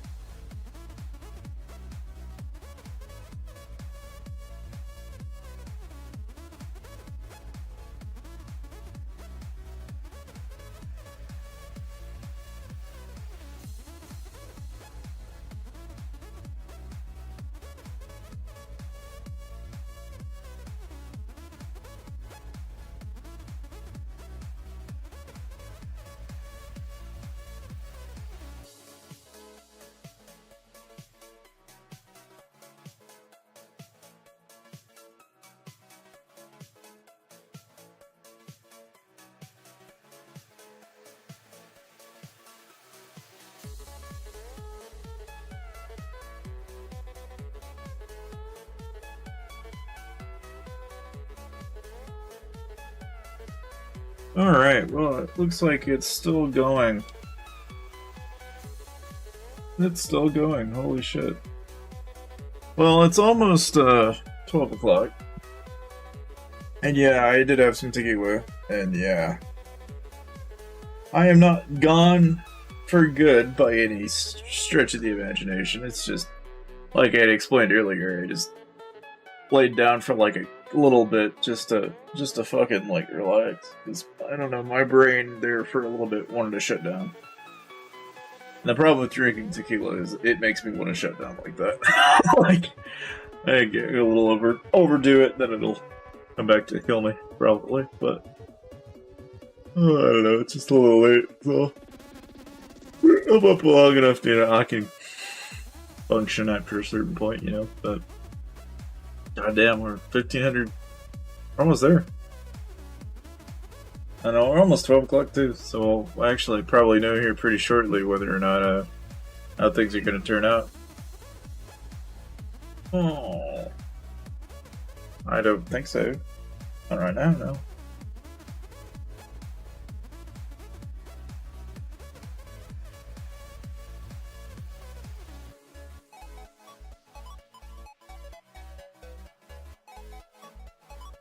Six more on top of that. I'm gonna take a minute and look and see where we're at on this. 6.4 mil. Okay. Almost 7 mil. And not quite a cold cup yet.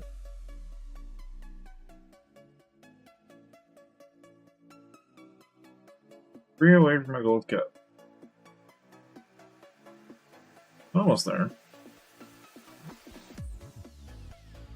1500 more to go. What?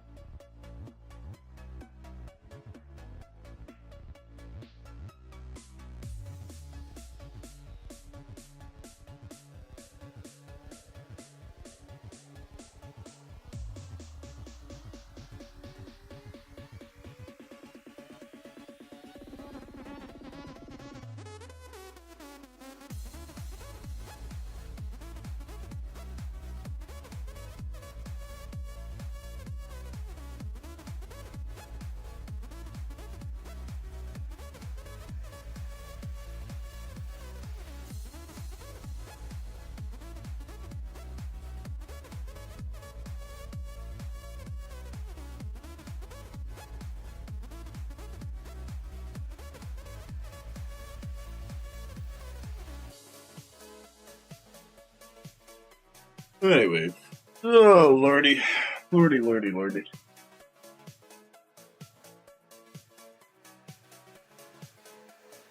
Okay. Well. Kind of chilly at night. But not by a lot. Just a little.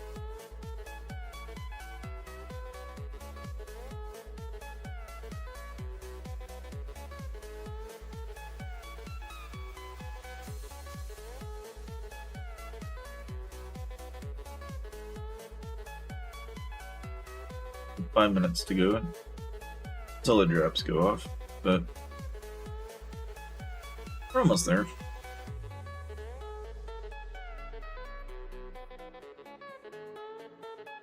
$1,400.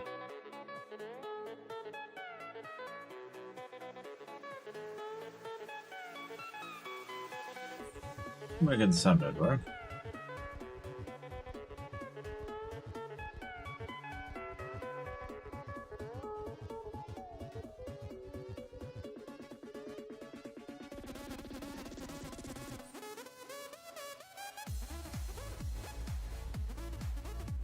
$1,100.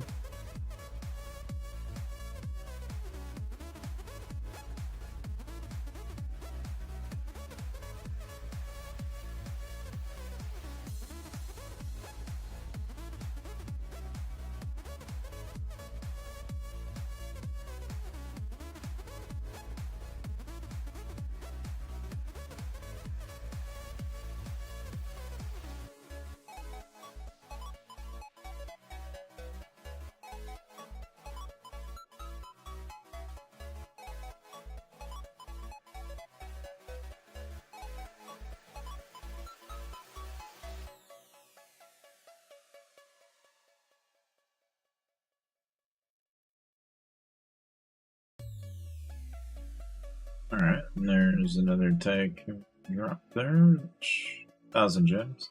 Okay.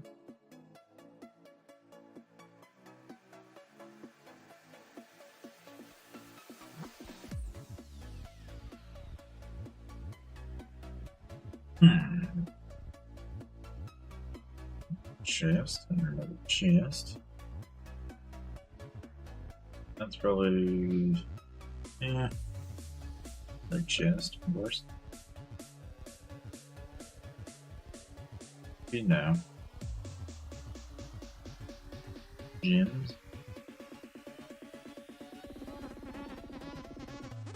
They're 1,200.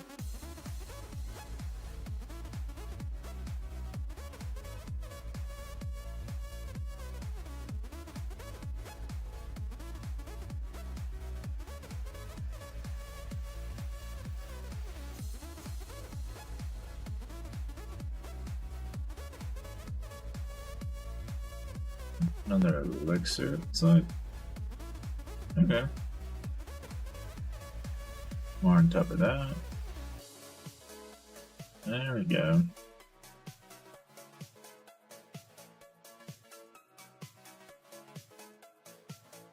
Three more minutes. Hey, what's up? Hello, hello. Welcome. Just watching drops going off right now. We've got like probably not but 2 more minutes until the event.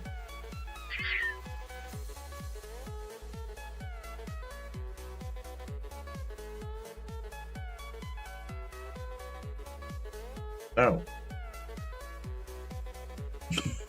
The answer is no.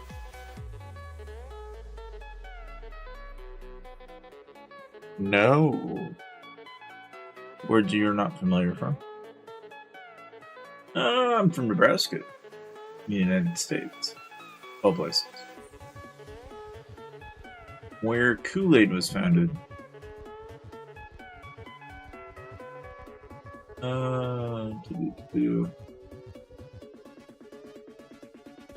Oh, almost there.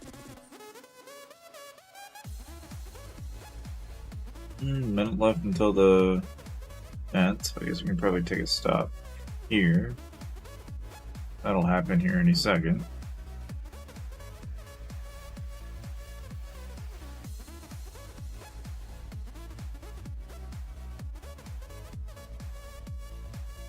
We'll get to see what the special event's like.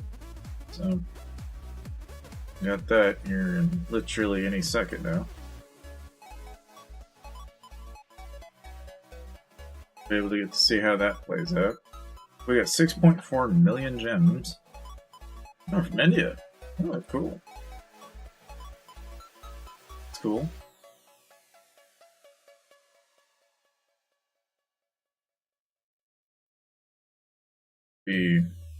We'll probably have a gold cup.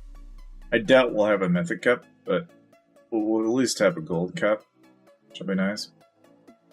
Now the question is that good or bad compared to the Blight Ring? That would be the next question. I'm thinking probably compared to Blight Ring, a gold cup is still probably better than that Blight Ring. If I had to guess. Even though that Blight Ring does have a wee bit of tweaking on it. The gold cup is 25 and 25, 15 and 15. The Blight Ring at Mythic is only 19. So yeah, it would easily push it well over in favor of the Blight Ring. Yeah, as opposed to the Blight Ring anyway. There's definitely a let's see here. Okay, so double check and make sure everything's got good. Yeah, we're just waiting for the events themselves to drop now. Oh, double coupon. Okay. And of course, artifact coins. Alright, so what do we have here? So, Walking on Sunshine, you got a 50 drop, Summer Shindig, a 120, and a 400. Well, that's kind of interesting. First lucky spins over, and for best sellers, we'll grab that real quick. But so far, all this looks good. Of course, we could get tons of tokens and get another pack, so we'd actually technically have 1,000 tokens. We could also go get Rising Champ and get another one of those. Let's see what else is there. There's Light Weaver, there's Forging Mania. So there are some choices to be had here. But of course, you have the Labyrinth Challenge. It looks like they've got a $2 pack for that.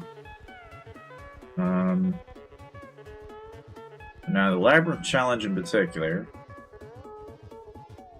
Okay. The tier rewards and the limited special. Let's take a look here. So, obviously, you can grab a good ginormous number of these. But the main question is, what's dropping what, where? So it looks like you can get 100, and that'll give you 5 of them. And then 2 of them, that'd be 10, so that's 15. And then 3 on top of 5, which would put you at another, what? 15 times 5, should put you at, yeah, I'd put you over 80. So if you get all of them, there's a chance. Now the thing about these is you'd have to burn a lot to get there. So there's that. So let's go ahead and buy a $20 pack of this. And let's see, there's $2.99 would get you 120. And then that pack that we were seeing on the store, what's that drop? That's kind of a question mark. So 100 of them. So for 100 you get that, basically 1,000 for $2. As opposed to what you would normally get, which for the same amount would get you what exactly? A little bit more. So, I mean, yeah. Kind of a shrugging amount. Grab like a little bit, I guess. Get us like near 47k. And I'm a firm believer in 10xing anything that you get. Now, I don't know really if there's anything in here beyond the badges that we'd want, so we'll just go ahead and do 47 times whatever the hell we drop. We'll get 11x of whatever we get, so there's not really any sense not doing it that way. There's some healing speeds, I guess.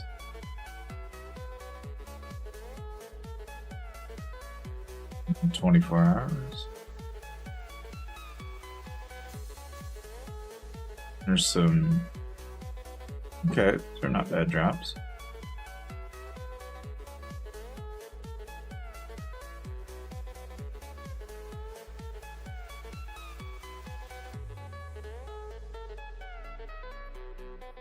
What's 24 hours there? That's not too bad.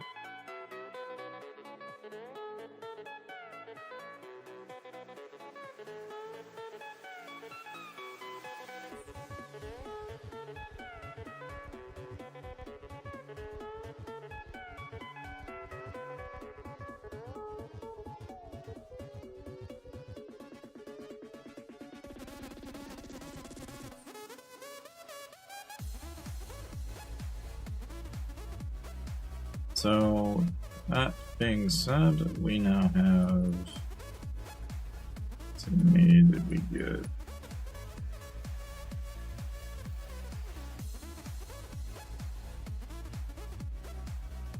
Quite a bit, 193. I think I probably just want to get past it, so we'll just take the 1. And then... What's this? Oh.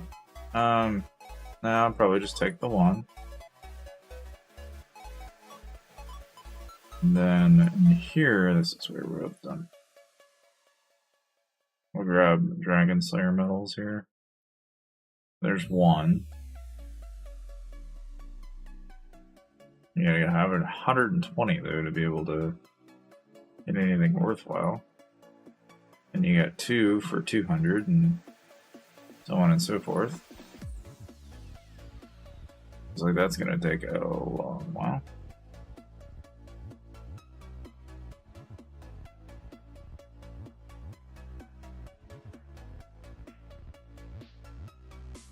There. Like there now they're dropping 150. That's a little bit of an uptick. More healing spoons. Let's look and see what the ranking would look like. Funny enough, I'm already all the way up there in the ranking already, but so yeah, then you'll also get another 90 portraits if you're rank 1. So there's that. Only gonna be so many people that get up there too, I'm sure, but as far as tier awards go, it doesn't seem like it's that bad. Really, if anything, you just basically go down this rabbit hole and just rinse and repeat. So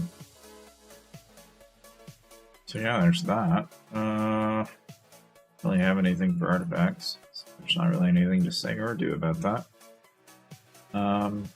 And we're pretty much good to go and everything else, so yeah, we'll just kind of go ahead and finish this up, I guess. But at least now we've got a medal, Dragon Slayer on here.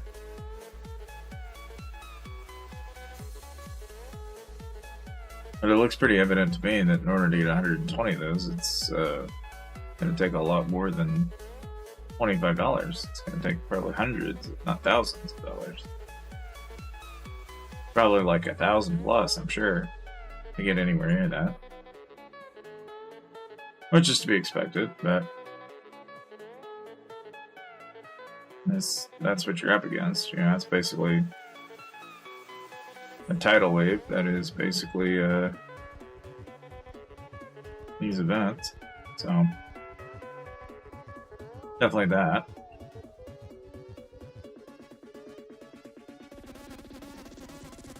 The only thing that really jumps out at me is it's like I could probably go down that rabbit hole, but it's like probably half, if not more. You get 1,000 of them, that's 100,000, right? And $100 a pop.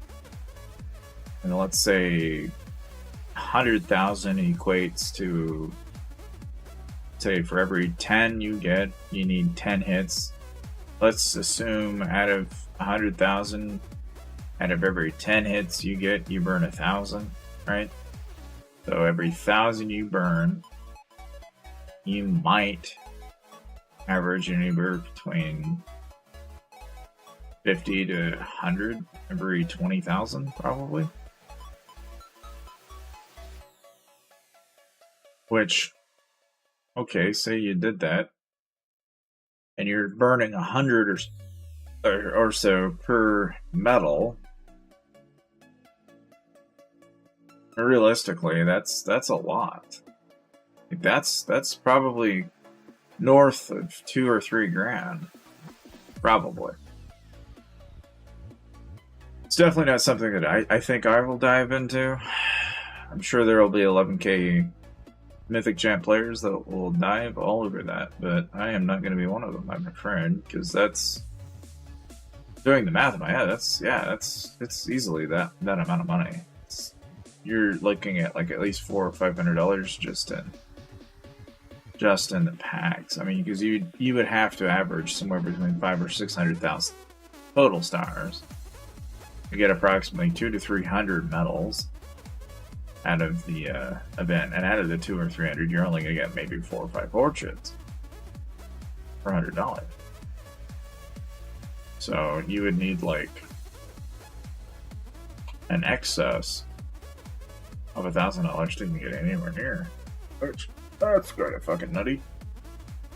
But I'm sure somebody will do it. It's just Me sitting here trying to rationalize how to even achieve that, and it's just like, yeah, no. Can't really see a way at the second. I'm sure somebody else might dive into it a little bit further than I am. Maybe they'll figure out a way, but just at the moment it doesn't seem very clear. Now, obviously, if I buy another token pack, I can basically drop another 1,000 tokens, and we could probably see if we get cup done. I'm afraid we might not even get gold cup, but it's looking as though we might. We're not that far away. We are very close on that line, though. I could just as easily go any number of directions, so...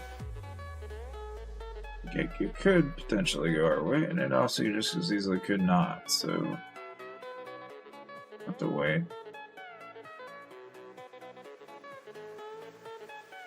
Wait and see.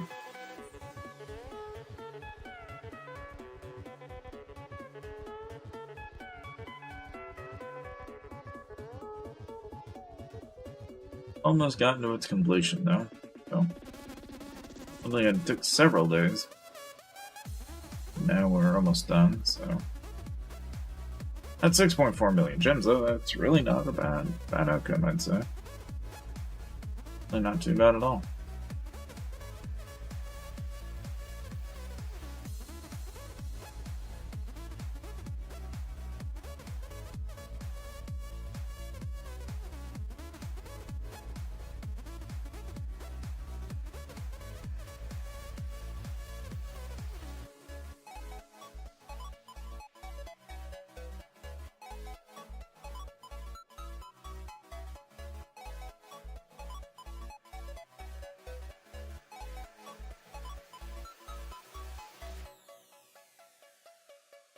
$1,900.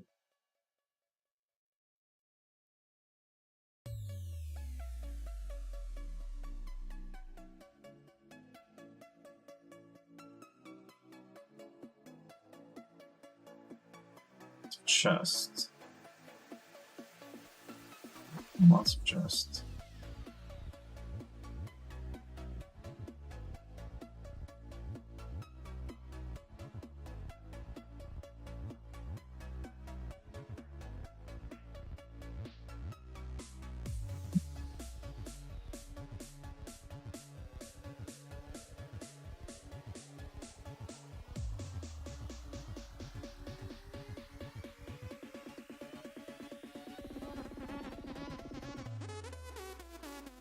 They're uncommon. Common? We're making some headway, it looks like. Hello, but surely. There you go.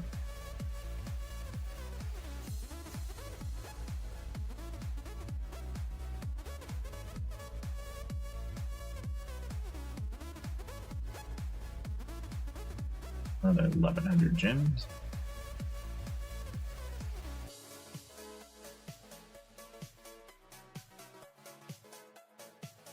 On. And those. So what do we get here?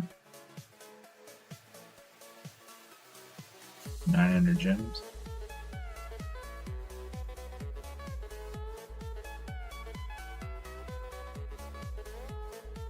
Bond pack.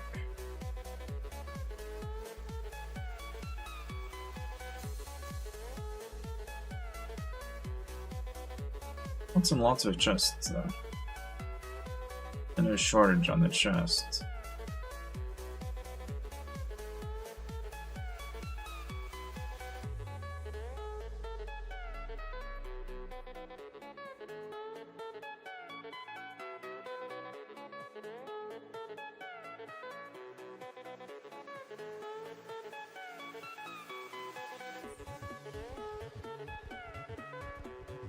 Land.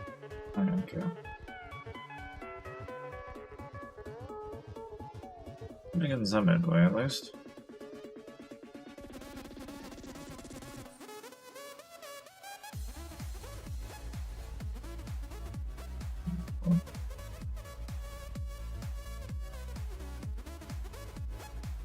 There.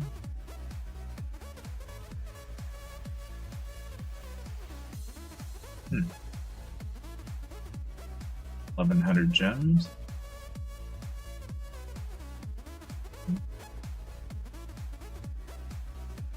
Okay, let's go. They're in common. Common. Common. Tomes.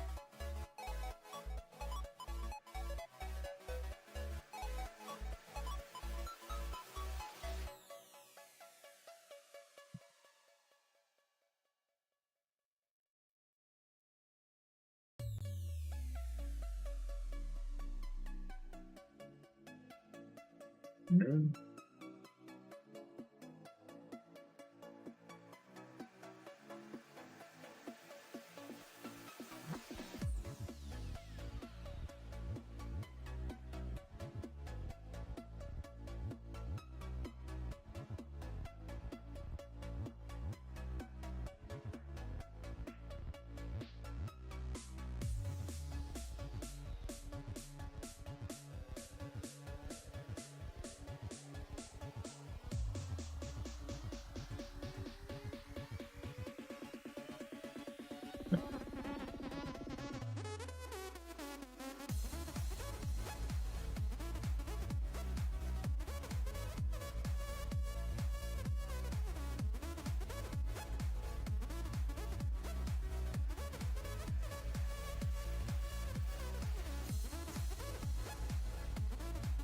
So many chests.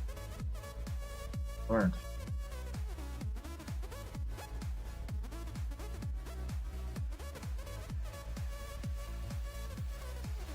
Let's see where we at on that Halo. We've got to be getting close.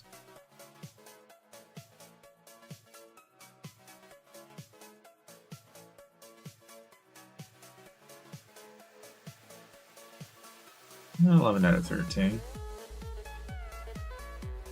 Well, considering how late it is, I'll probably pick up where we left off tomorrow. But I'm gonna go ahead and open up what we got here. So there's some salt chests, November chests, happy hours, nada. Oh, there's an epic. Nope. Nope.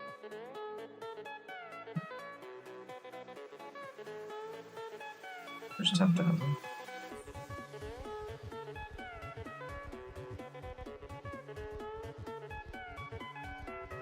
Flop. An empty jewel.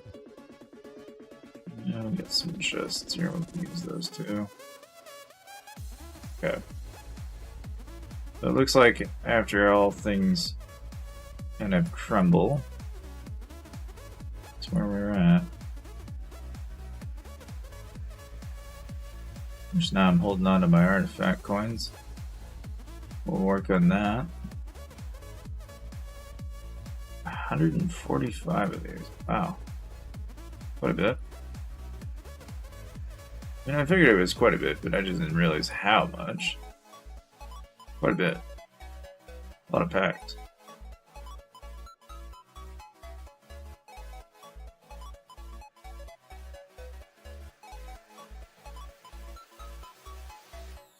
Keep working on the XP for that. And, yeah. Anyway, I thought we'll just go ahead and leave it on that note. So that's pretty much how that turned out. We get 6.4 million gems now. So we're closer to 7 mil. And that's pretty much that. And we'll call it a day. So, anyhow, thank you guys for watching. And I'll see you guys tomorrow. So, see you guys.